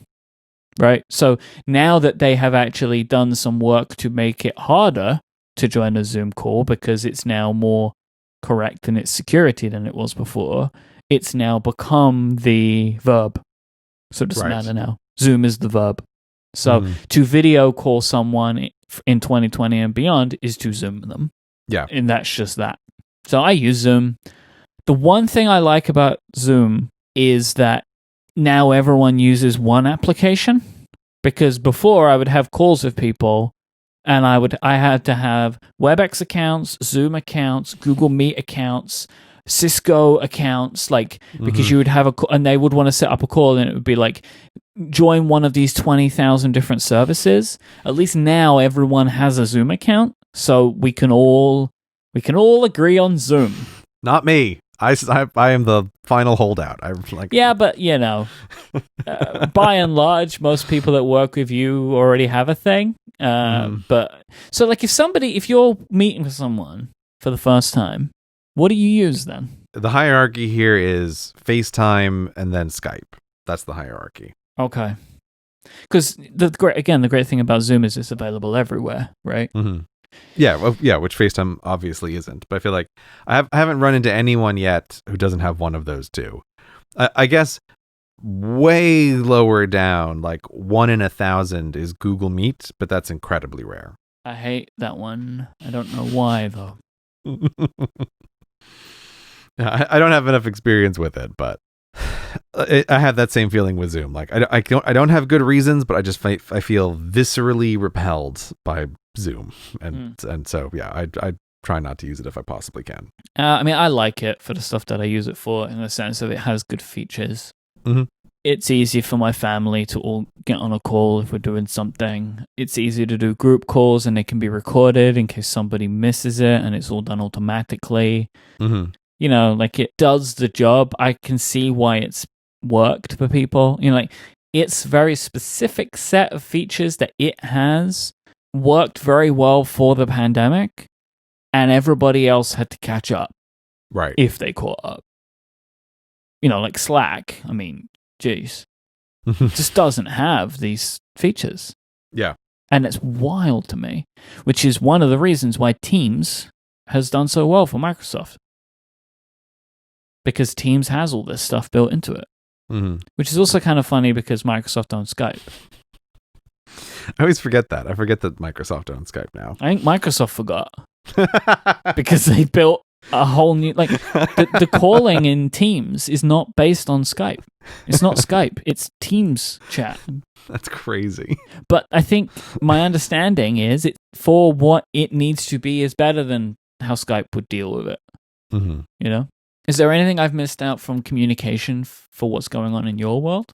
Yeah, I'll just add one more thing, which is a sort of follow-up from last year. It sort of goes to your not liking threads on Slack. So again, within my own company, there's this little bit of a distinction between Slack is for communication, but there needs to be somewhere else for the actual like information or tasks or like what needs to be done. It's easy to just lose stuff in the stream of people talking for like, what were the actionable items? Or, you know, what's that piece of reference material? And so last year I was using Dropbox Paper as this auxiliary layer to Slack, where like tasks and things would go in there. This is also one of these situations where you're working with someone else. So my assistant eventually said she wanted to transition away from Paper to Notion for this layer. Because she's an architect, right? She is totally an architect, yeah. and she is part of the Notion Nation. And so she wanted to transition to Notion. And while there are things that I still don't love about Notion, it is obviously the vastly better tool for her, which makes it the vastly better tool for me as well. And so all of the like back-end data for my company all exists in Notion. When there are things that my assistant needs me to do, like that's in a task list in Notion. And it is really nice, like Notion's ability to say like, here's a task, you know, here's the document that you need to sign. It goes right here, and to have some additional information about it. This is where Notion does stand strong with its ability to like create like an arbitrary database entry for almost anything. Mm-hmm. And so like that ability of being able to collaborate and communicate with tasks is really fantastic. And then that is also where, again, I have transitioned to a lot of the communication between me and my animator is like, we will discuss things in Slack, but all of the actionable items of like this needs to be changed or this needs to be bigger or smaller or like, you know, whatever, all of that exists in Notion as well. So it's like, boom, here's a list of tasks that we can collaborate on, like adding and checking off things. So I just find it really useful to try to keep that in mind when you're working with people. Then like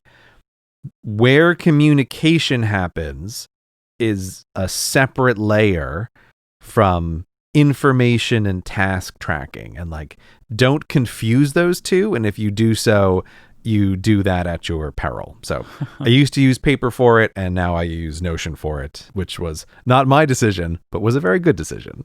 Fantastical 3 is still my calendar app of choice. Well, version 3 is the new version of Fantastical that's come out in the last year. It's a great update. It gave me the two features that I wanted the most. The iPad version is basically the Mac version now, which looks exactly the same. So I have all the functionality I want.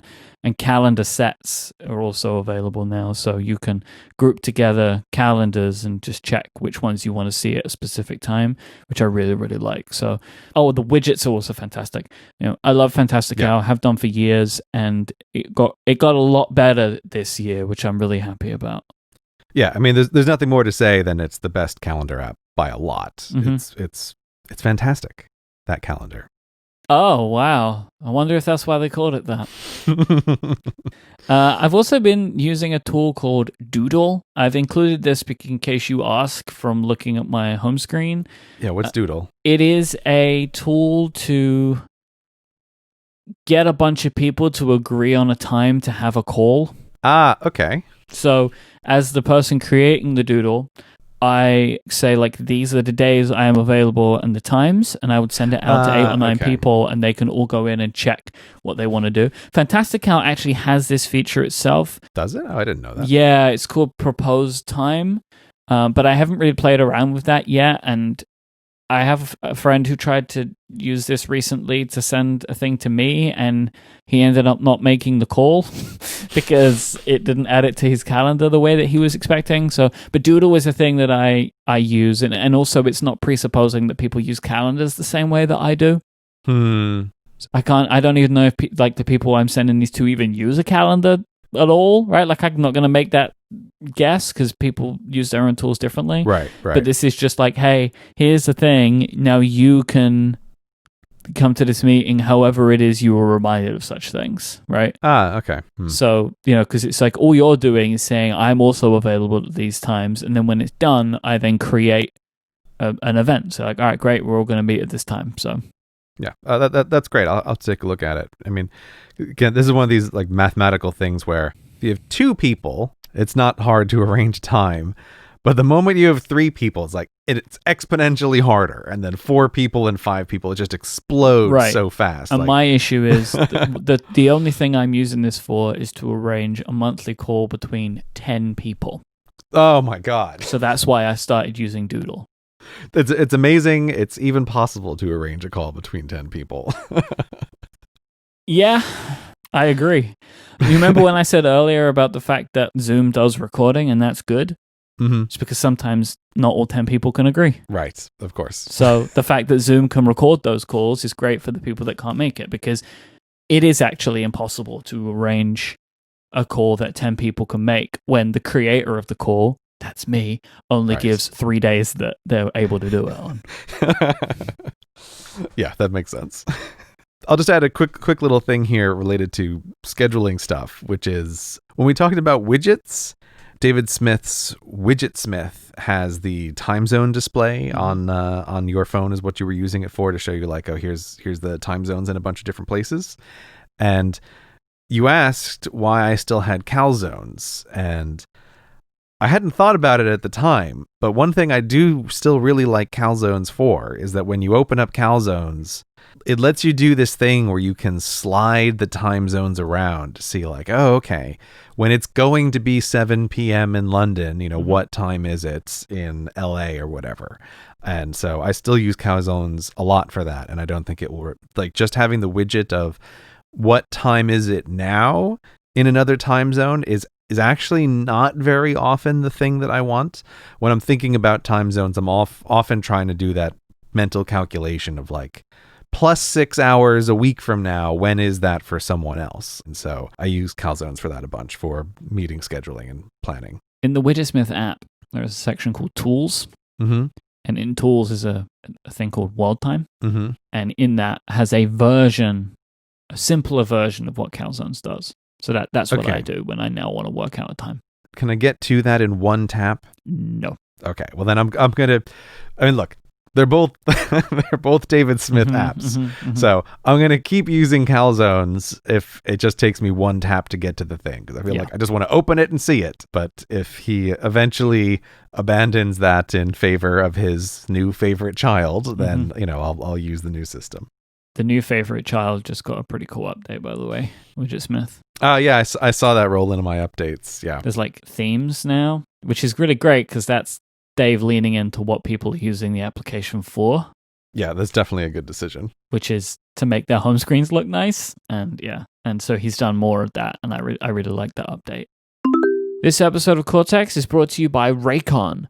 I don't know about you, but I find it super satisfying when I can pick up gifts for the holidays early on before the rush begins. And today, you can save big on a gift that person in your life is going to use every day. Reikon wireless earbuds.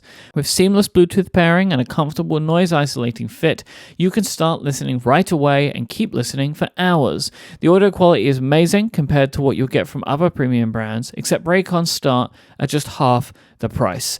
Reikon sent me a pair of these earbuds to try out. I found that they were actually really small. The case is tiny. They're very light and comfortable, and they fit my ears really well. I was super happy with the seal. Sometimes I have trouble with these types of earbuds, but they fit really, really nicely, and because they were so light, they've stayed in really easily. The magnets on the case, also very satisfying. I love to open and close them. And they even have a button on the earbuds themselves, which gives super simple and easy controls for pausing, skipping tracks, and stuff like that. These are really impressive. So go to buyraycon.com/Cortex today to get 20% off your Reikon order. But hurry, this offer is only available for a limited time, so you don't want to miss it. That's buyraycon.com/Cortex to get 20% off your Reikons. One more time, that is buyraycon.com/Cortex. Our thanks to Reikon for their support of this show and all of Relay FM. I wanted to include project management this year. Okay. What are you thinking with this? Well, I realized that I have a tool that I use for some stuff like this, and also thinking maybe this is an area which I could use to some effect for other stuff. Okay. So Trello is the tool that I use for things that I would consider project management. And there is one annual project where I manage through Trello, and then one which is more ongoing. So the annual project is the podcastathon. We arrange the podcastathon in Trello.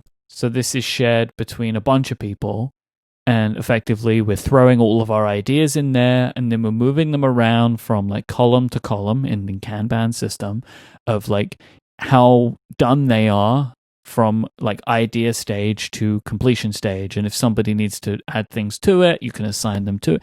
Trello works pretty well for a project management in that kind of sense of like you have an item and it needs to move through a process to completion. Yeah. Right.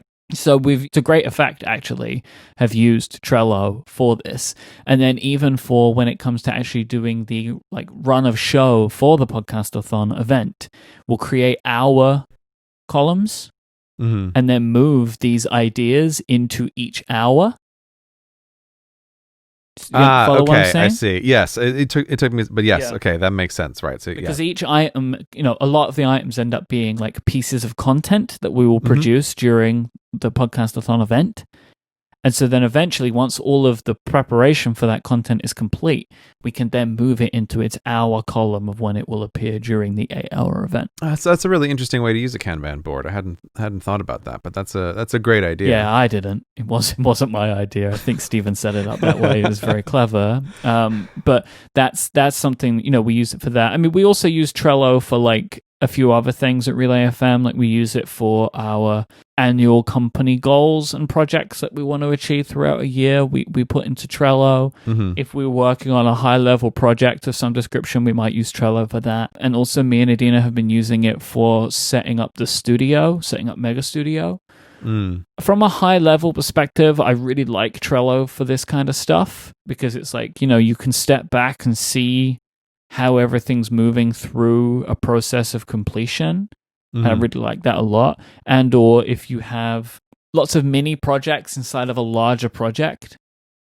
So like when it comes to setting up the studio is kind of cordoned off into different areas, right? So like we have a lounge and then we have like 3 desks, and each of those areas has lots of little things that need to be done for it to become complete, that area. Right. So having a column for each of these areas and then all of the different tasks listed in each column, it works really nice. So, I'm aware of the fact like this is like very basic project management. So I don't know if this is the thing that I need to or want to look into more. But for tasks, big tasks like these, I have valued Trello this year for that. Yeah, that makes sense. I'm kind of surprised that you don't manage your videos with a tool like this, because you are working with so many people now. Trello is one of those tools that I have visited many times over the years, and I've always been interested in Kanban systems. I think there's something very nice about them, and it fits with your index card love. Yeah, it seems like it should be right in the bullseye. I also think there's back when I was working in the glass cube in the before times, I think there's a reason that almost every company whose office I could peer into, they had like a Kanban board with a bunch of sticky notes that they were moving around. Like it feels like it is the right tool for lots of things. I've just, for me, never personally found it to be actually useful in the sense of I've used it a number of times. Like I've tried using Kanban systems and Trello boards like for video production process. But it's the only time a tool has for me felt like, oh, I'm just playing with a task list. Like I'm not really doing the thing. I'm just moving these cards, but I'm moving the cards after the fact. Like it's just never felt useful. But with the increasing number of people who are involved in the video production and the increasing number of steps, particularly post Tikoi incident, this has been a thing that I've been talking with people about, and I think it might make sense to even just have like a very high level Kanban board to show like what videos are in what stages. So this is something that I just feel is investigating and is maybe a tool that I need to think about in a different way, where it's not like this tool isn't for me. This tool is for creating clarity for the people that I work with, of like, where are the videos? What looks like it's coming down the pike? And so maybe this is something that should exist in the future. The closest thing that I have to project management in that sense, which I think I've mentioned before, but is in Slack. Like I make a different channel for each of the videos, and then I explicitly number those channels so that everyone knows like you should be working on things from, 1 onward. If like I put tasks or things to be done in multiple channels, like you always know which one should happen first. Yeah, that doesn't feel like the way to do it. Yeah, but so the thing is, they're like, that is extremely high level, but it doesn't create the concept of where in the process is this individual video. Yeah. So It feels like to me with that numbering thing, you have maybe started to naturally move into needing a system like this. Yeah. Like that you have now recognized that there needs to be this like ordering and or progress. Yeah. This is very normal, I think, for adding a new tool or system, that you've started to outgrow the process a little bit, or you're starting to like shoehorn something in, right? Or or the other part, which is what you're doing right here, is you're using the tool in a way that it's not intended to be used. Like, so you're doing something to Slack, which that's not what Slack's for, right? Which is what you were mentioning earlier about like tasks in Slack. Yes, exactly. And moving them out to Notion now. So yeah, it's maybe suggesting that like even Notion could be. Yeah, well, I mean, Notion has everything inside of it, right? There's Kanban boards inside of Notion, so like that may very well be the thing that happens. Is like, oh, there's a Kanban board that just lives on a page in Notion somewhere. Like maybe that's what happens. This is very in flux. This is a thing that is also one of these areas where I need to think about it, because the video production process is really fluid, and I'm always a bit cautious about over structuring the video production like a factory, like assembly line is not really something that I want to do. Like I do want to be able to be free to drop or pause or delay projects and things like this. So yeah, it's just something I'm in the middle of investigating, but I think the way I have to think about it is like, it's a tool that is clarity for others. It's not a tool that's actually for me. We'll see. We'll see what happens in State of the Apps 2022. All right, writing and research. Obviously, these are two very different things for the two of us. Yes. But thing that we both do in our own way. So for me, research this year has really solidified around RSS. It's stuck, and I'm using Reader 5 now. I was using Reader 4 last year as a new version of Reader, which is not vastly different. It's just like really, really beautifully polished. The app added a bunch of features, but they're not features that I particularly want, but could be really useful for people, in that you can now use Reader as your RSS subscription tool via iCloud, which is very clever. What do you mean it shares the RSS feeds over iCloud, or it syncs them? Yeah, so you can add them to Reader, and then Reader syncs all of that to your other devices using iCloud, so you don't actually need to have another service. Okay, right. So I use like Feedbin or Feedly. I don't even know what one I use, but I use one of these services that's just syncs with Reader. And it also like beefed up its read later support, so it has like a read later function inside of Reader as well, so you can need like an Instapaper or something. How do you think it compares to Instapaper? I don't know. You've never used it? Okay. I don't do that kind of thing. Like I don't like have this thing where like I come across articles and I like send them to a thing to read later, because I don't use RSS for this sounds weird. I don't use it for reading. I know that sounds really strange. Well, yeah, I feel like you're skimming, right? Like you're skimming, you're hunting, you're looking for things, right? That's what you're doing with RSS. Mostly I'm pulling stuff out and sending it to Notes to read later for actual when I sit down to do my research for a show. I will read the occasional thing in Reader. Like there'll be an article that I'll see and like, oh, I'll read that. But I'm not really like as well known. I'm not like this reading person. So like I don't like come across an article and I'm like, ooh, I must save that to read later. Like this is not really a thing that I feel, like, oh, somebody shared this article on Twitter. Must make sure I sit down with my morning coffee tomorrow and read it. Like, I know that this is a very normal thing for many people, but it isn't for me. So Reader is an absolutely excellent tool for me to, whenever I want to, go in, see a bunch of headlines, maybe click through the occasional one to see if it's something I want to, like I'll skim it. Is this what I want to read more about? Yes, then I will use the share extension to send that out to Notes to add it to, say, Upgrade follow-up note. So then when I sit down to actually do my work for Upgrade, I have all my links, I open them all, read what I need. Right? So it's mostly a triage tool, but it is the most effective way for me to ingest a vast amount of information in a short period of time. I'm really glad that the RSS move for you has worked out. I almost feel happy to know, like, RSS, it isn't dead yet. It can still be done, right? A professional can still rely on this protocol for what it was intended, like the ability to survey websites and collate them all in one place. So I'm really glad to know that worked out. Yeah, I'm very happy with it. When it comes to writing, I mean, the stuff that I write takes many different forms, and none of it is even close to what you do, right? And it's all very similar for me. So the app that I write the most in, or the service that I write the most in, is Google Docs, right?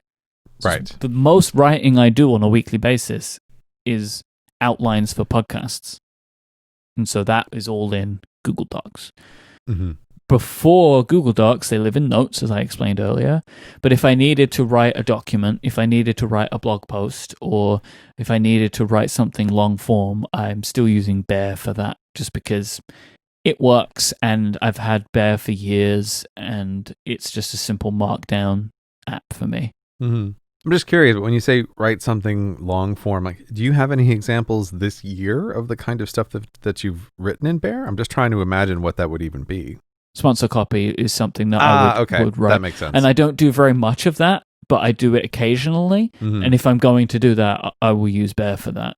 Okay, yeah, that makes sense. That seems like a good use of that tool. Yeah, because it's like, it's not long. There's a few hundred words or whatever, and it's nice to have just a simple application that I can easily format, because the tool that we put our copy into reads Markdown. So it will be formatted for me to read, or for whoever's going to read the ad, in a way that is clear and makes sense. So. Okay. Are you still on Ulysses? Oh, okay. Last year it was like, Ulysses is amazing. The developers do whatever I want. No. Okay. So the sigh, that sigh is because, yes, I am still on Ulysses. And yes, by far, it's the best tool for the kind of thing that I want to do. Okay. The sigh is because I feel like there must be like in app design land, there must be a word or like a law for this sorts of phenomenon. But it's where you have an app and the app goes through a redesign. And it always feels like the rule for app redesign always trends toward less information displayed or less options displayed at any particular point. And so it feels like the first version of the app can show you lots of things, and then as time goes on, it's like the opposite of what you would expect, that later versions of the app show you fewer things. And so I have this tremendous frustration with Ulysses right now, which is they did an app redesign a couple of months ago where I was sort of horrified at something they changed, and I kept thinking like, well, any day now in the next point release, they're going to add the ability to change this around, and they just haven't, and it's killing me. So the very short version of this is in Ulysses, for anything that you're writing, again, like my constant obsession with index cards, I can have a script. It's displayed to me as a single piece of writing, but I can subdivide it into little sections, and each of those little sections, I can add things that are not part of the script in a sidebar. So I can add like an extra little comment to myself, or like here's a reference image, or here's a little reference document or whatever. There's like a little sidebar. And that sidebar would also show things like how many words are in the overall script that you're working on. How long will it take an average person to read this out loud, which is, of course, very useful information for me. And this is always great. But Ulysses did this redesign where I can't understand why. But what used to be a single panel on the right-hand side, they decided to divide it up into little, like 4 little tabs at the top. So if you want to know the word count, you can click on one of the tabs. If you want to know how long it takes to read out loud, you can click on another tab to see that piece of information. Oh, that's weird. If you want to see the note, like the comment that you have on this section of the script, that's a 4th tab. If you have also included a picture that is related to this section of the script, that is a 5th tab. And so all of the things that I used to be able to see at once have now like pointlessly been divided into 5 different sections that there's no way to see all of them at once. And I find it totally baffling. Like, I cannot conceive of who this redesign is for. Because in the old version, if you didn't want to see one of those sections, like you had an option where you could just uncheck it and be like, don't show me read out loud time. I don't care. And, you wouldn't have to deal with that.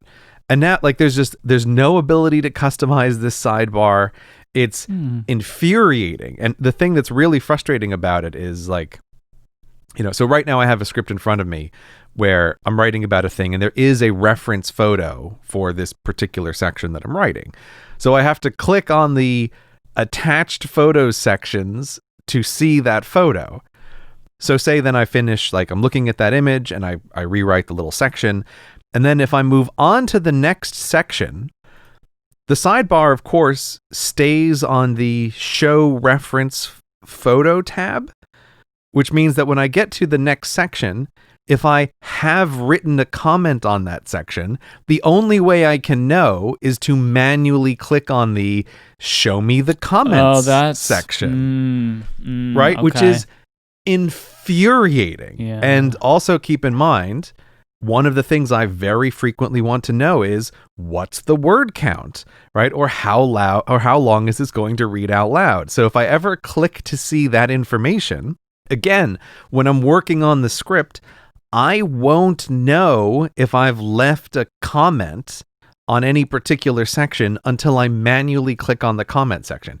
It is fucking infuriating. Like, and I really cannot conceive of why was this change made, or like who on earth requested this. It's baffling to me. So my big sigh there is it's extremely hard for me to imagine switching from Ulysses for a bunch of the reasons, the way that it works. I really like it, but this redesign has been brutal, and I was just so surprised. Like, I kept waiting for the next version to come out that would adjust this behavior, and as far as I can tell, the app is like, no, this is great. This is totally the way it's supposed to work. So that is my real frustration right now with Ulysses. And it's, You were talking before about the beautiful synergy with the way you work with an app, and the two of you're of one mind and you're getting things done. And Yes, this was the part that I didn't mention about that. yeah.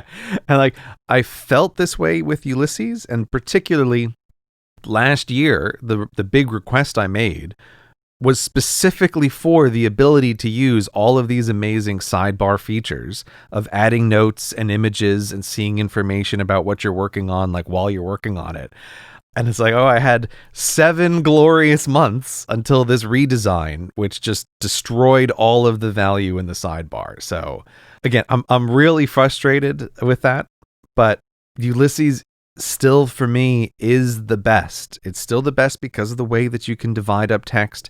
It's the best because of the way it's really easy to rearrange things.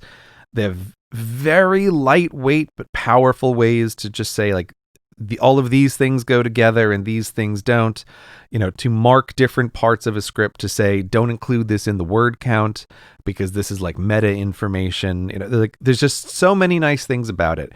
It's very hard to move away, but it feels a little bit like I had a perfect tool and then it got pointlessly hobbled, which is just a frustrating experience. So Ulysses is still the app that I'm using to write my scripts. This episode of Cortex is brought to you by Fitbod. Fitbod is the fitness app that provides a personalized exercise plan, a fitness plan that actually fits you. When it comes to fitness, Fitbod believes everyone can be better. Whether you're working out 3 days a week or twice a day, Fitbod's algorithm uses data and analytics to help you build on your previous workout so that your next workout is scientifically proven to be better than the last. Fitbod has been fine-tuned by certified personal trainers to bring the best practices of strength training to you. Your workout program is tailored exactly to your needs, making it perfectly suited to your unique body, experience, environment, and goals. It can be hard to know exactly how much you should be doing while exercising, but Fitbod helps you figure that out so you don't have to worry about under or overtraining. Fitbod will also mix up muscle groups, exercises, sets, reps, and weight over time to help keep you on top form. You don't need to spend hours researching the best exercises and workout strategies to get results. Fitbod does all of it for you. If you're working out at home right now, Fitbod has a bunch of bodyweight only workouts. These are great for indoors or outdoors, but if you are able to be back at a gym, they have a ton of great workout options there too. They have everything you're going to need, no matter how much equipment you have access to. Fitbod is there to help you with any exercise routine you need. I love that it's available to me wherever I am, with whatever I have available to me. This is something that's been really useful to me this year, as what I have available to me at any time has changed dramatically. Look, whether I have access to a gym or just some weights or even just my resistance bands at home, Fitbod is there to give me the recommendations and workouts that I want. I really love how easy the app is to use. I love the workout example videos for each exercise that helps me make sure I am doing things right. And I also think that the Apple Watch app is fantastic. It helps me make any amendments I want to the reps for each exercise and also helps me advance to the next exercise with prompts for what I need to complete. This helps keep me focused and away from my phone during my workout.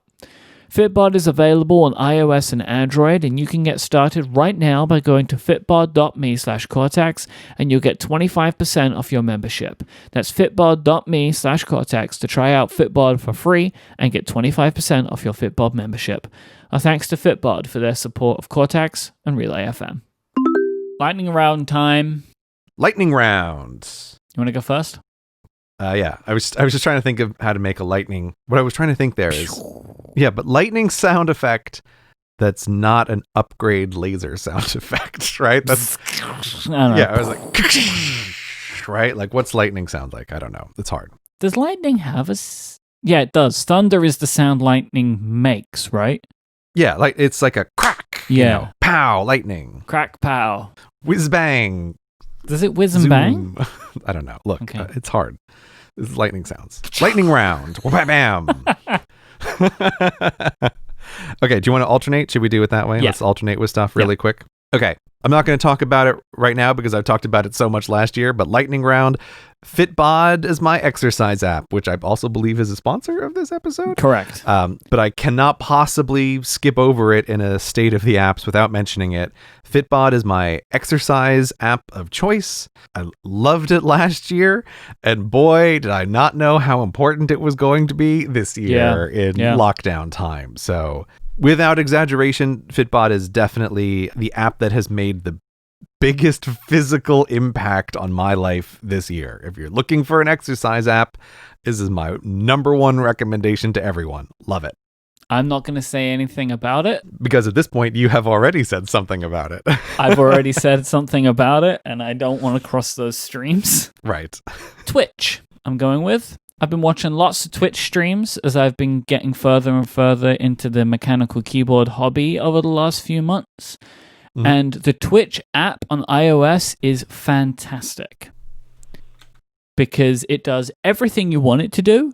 And it also has really great picture-in-picture support, which is so needed for Twitch. Oh, yeah, that's really nice. Because Twitch streams are usually very long, and usually for lots and lots of stuff that you would watch a stream for, it's not like must-focus viewing, right? Like a very normal way to use Twitch is in the background, and quote, in the background of an iOS device is in picture, right? So you can still glance at it when you want to, but you can also be doing other things.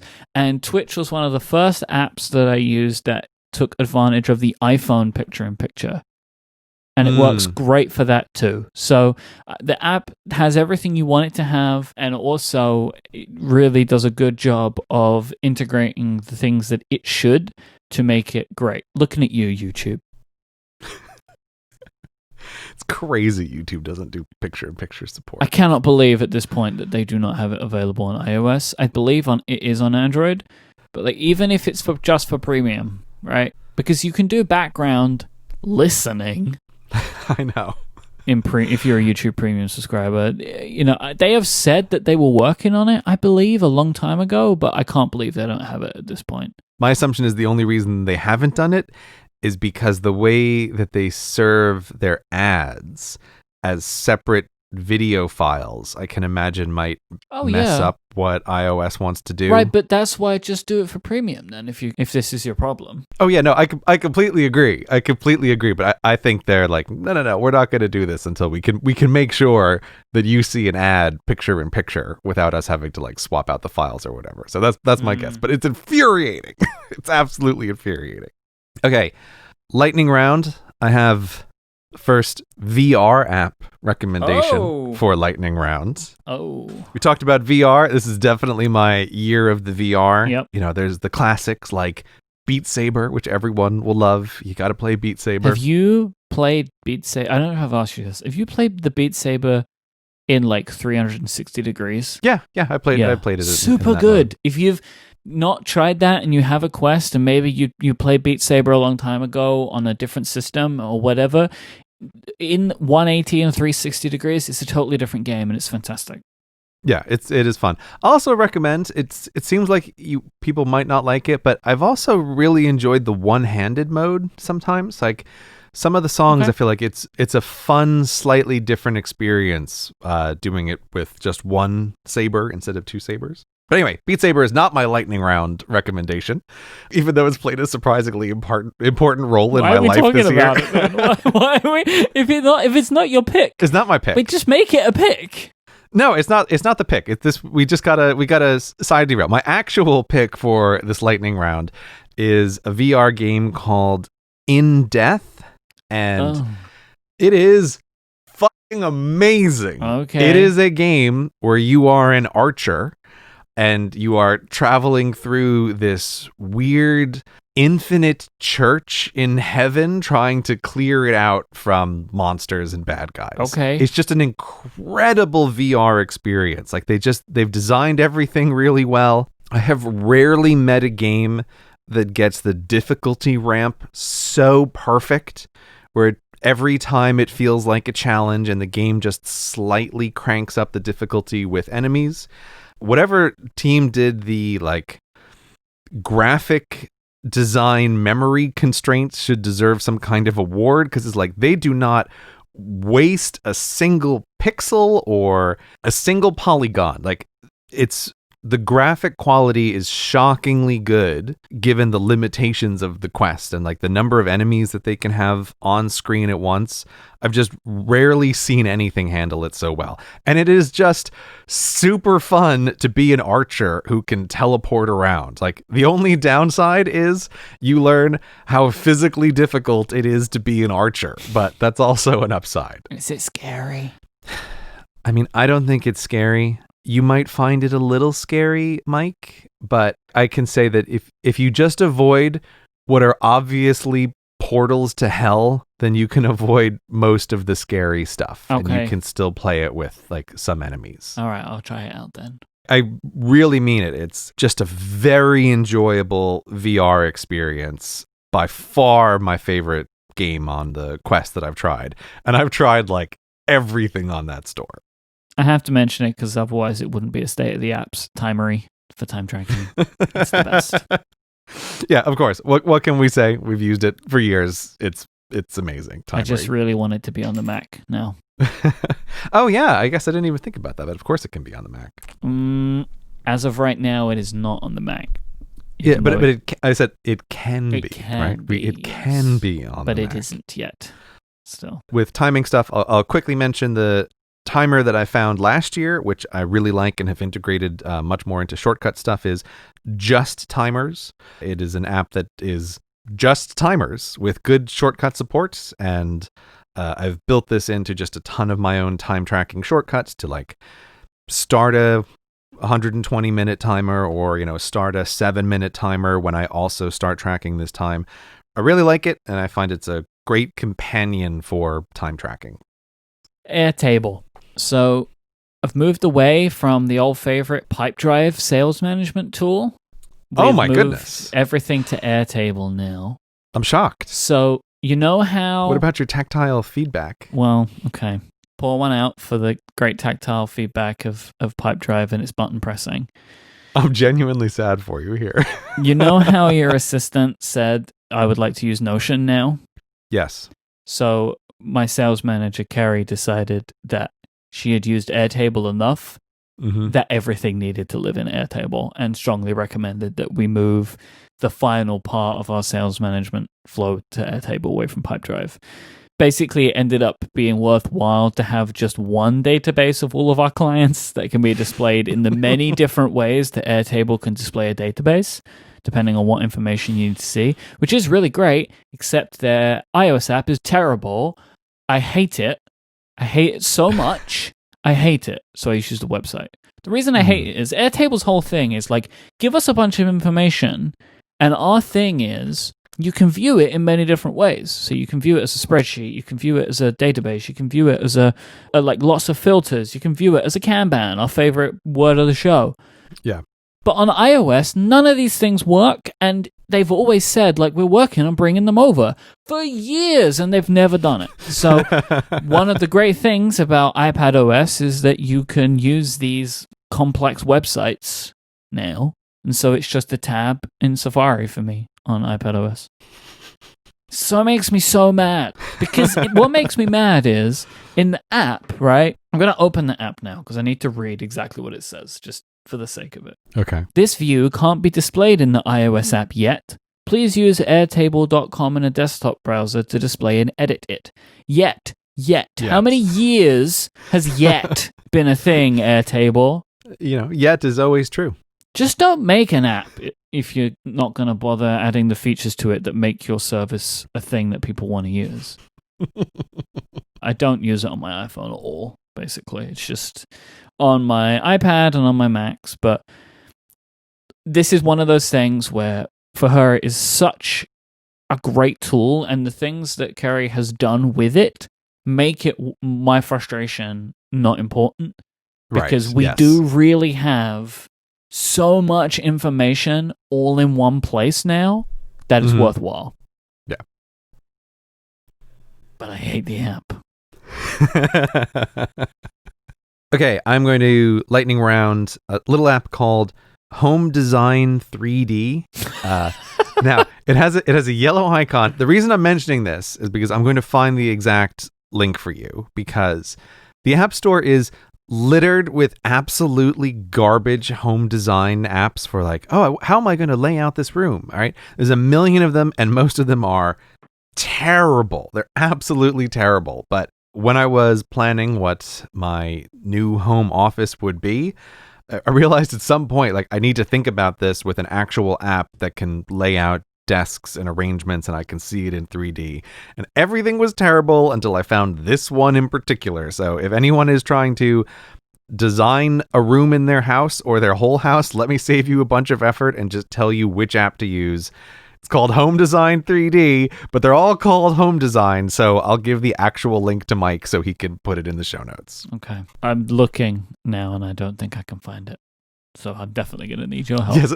Oh, I guarantee you, if you search for Home Design, you're not going to find it. Like, that's why I'll give you the link. Deliveries is one of the all-time great iOS apps for parcel tracking, and it got a really nice visual update this year. This has been an application that I have really gotten a lot of use out of in 2020 because Yeah, I bet. I have to get everything delivered now because I don't go out to buy things anymore. Is Amazon an app? Can I pick Amazon? If you wanna. And I'll tell you, I've opened the Amazon app more this year than the past 5 years. Deliveroo is my next pick. Deliveroo. For sure. So yeah, Deliveries is a really, really fantastic iOS app. Other quick little one is app called Double Take.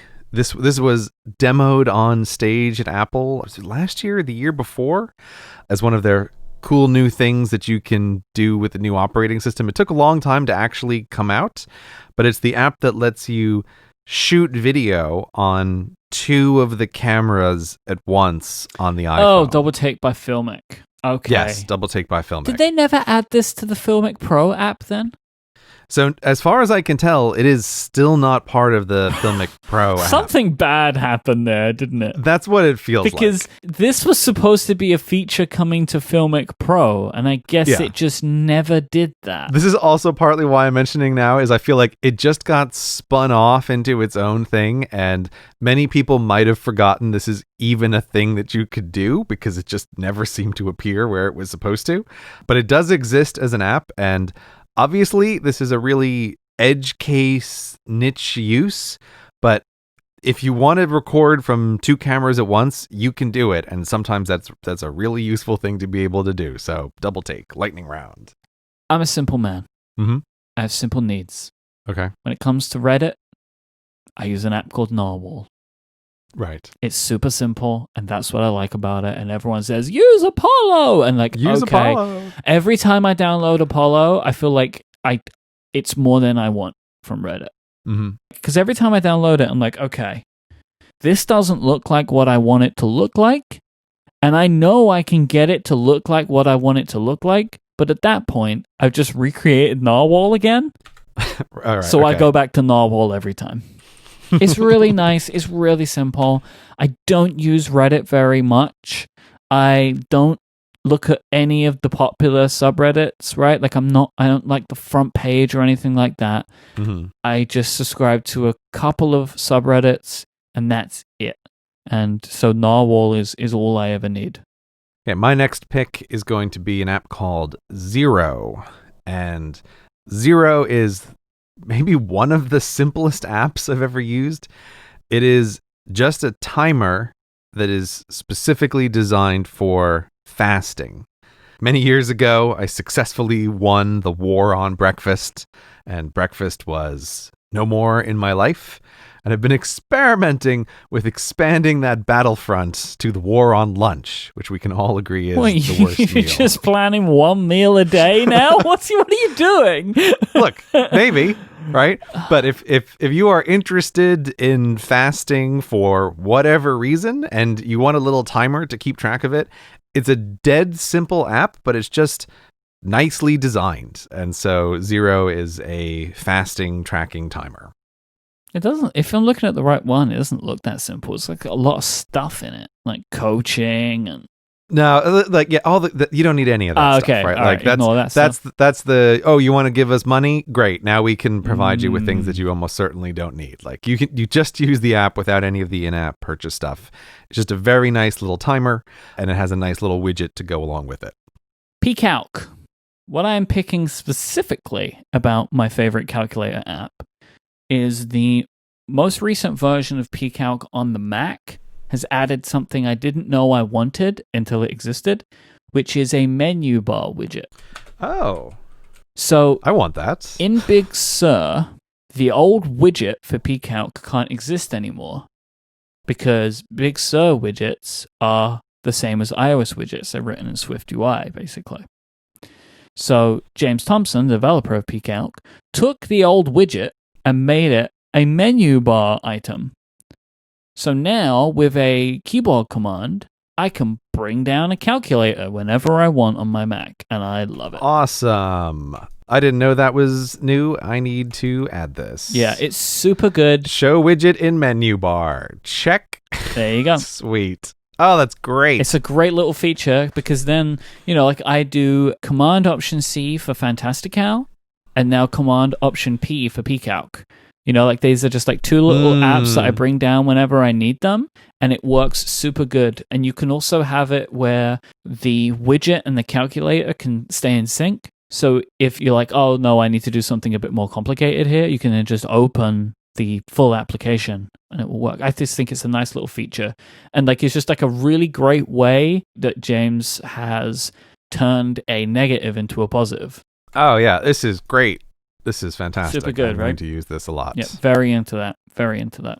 Okay, my final pick for the lightning round is barely an app. Okay. It's an app called Dark Mode on iOS, and it is an app that installs, but what it really is it's one of those extension actions in Safari, and it can force a sort of fake dark mode on a web page in the Safari browser on iOS. Wait, is this the same thing as the dark mode?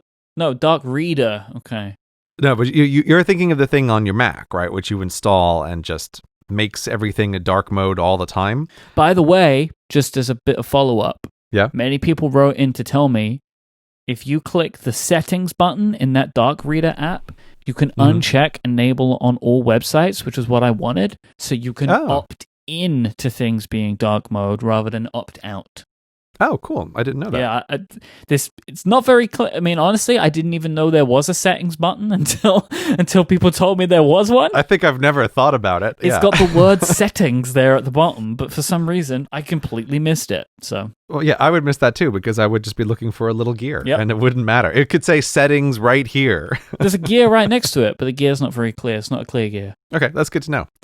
As far as I can tell, you can't replicate that sort of app on iOS, but this little dark mode app, if there's ever a website like on my iPad where I know I'm going to be reading a bunch of this and the Apple Reader mode doesn't properly parse the page, this is always my little fallback where you can hit the share square and there's the dark mode extension button that you can press. And I don't know how on earth it does it, but then it turns just that web page into a dark mode. So I really like that. Like I said, barely an app, but boy, do I love it when I need it. I think you're going to need to send me that one because this is not easy to find. Yes, this is another one where searching for the words is almost certainly not going to be helpful. So I will provide you with the direct link to this little applet. I have two last picks for the lightning round. One is Carrot Weather because, like Timery, I feel like I have to mention it. Carrot Weather is just one of the best iOS apps ever made. Continues to get better. Yep. If you want a weather app, this is the one to get. And Alfred for the Mac. Yeah, Alfred's nice. It's one of these applications that I use so much that I don't think about it. And so I thought I would mention it. It's so many things. It's a replacement for Spotlight. And I've been using Alfred, I think, before Spotlight existed. So it's got that for me. But it also does so much stuff. Like, and one of the things that I really value is it's my clipboard manager as well. So it keeps my clipboard history when I'm on my Mac. So I can copy and paste multiple things and then go to other fields and just bring up what I need and just drop them all in. But yeah, Alfred is one of these applications. It's like a Swiss Army knife. Yeah, I forget that it's even a clipboard manager. Like it does so many things. So much stuff. One of my main reasons for using it over Spotlight is just a simple feature, which I don't know if it's like I just have the keyboard commands in my default memory, but it's like if I'm in Finder and I have a file selected with just a couple of keyboard commands, I can say, oh, open this file in Alfred, and then Alfred gives you a bunch of options of like, hey, what do you want to do with this file? Yeah. And I can say, move it over here. File actions, they're called in file actions. It's so great to be able to like act on a file that you have selected in the Finder and just I almost exclusively use it to move things. Like when I'm just going through all the files on my desktop to be able to say like, okay, this goes over here, this goes over here, this goes over here. Like, it's just so nice to be able to do that without having to open up the folder and like drag and drop stuff over. I use that a lot. Alfred is great. It's got so much stuff. Like another thing that I use it for all the time is if I need somebody's address or contact information, you can view their contact and copy it really easily from Alfred. But like, it's one of those apps that you spend 20 minutes, 30 minutes in the preferences for the application, and you will find 3 things that you didn't know that it did that can make your time on your Mac even more valuable. So that is State of the Apps for 2021. Next time, yearly themes. Get thinking about those themes, people. 2021 yearly themes is coming. See you then.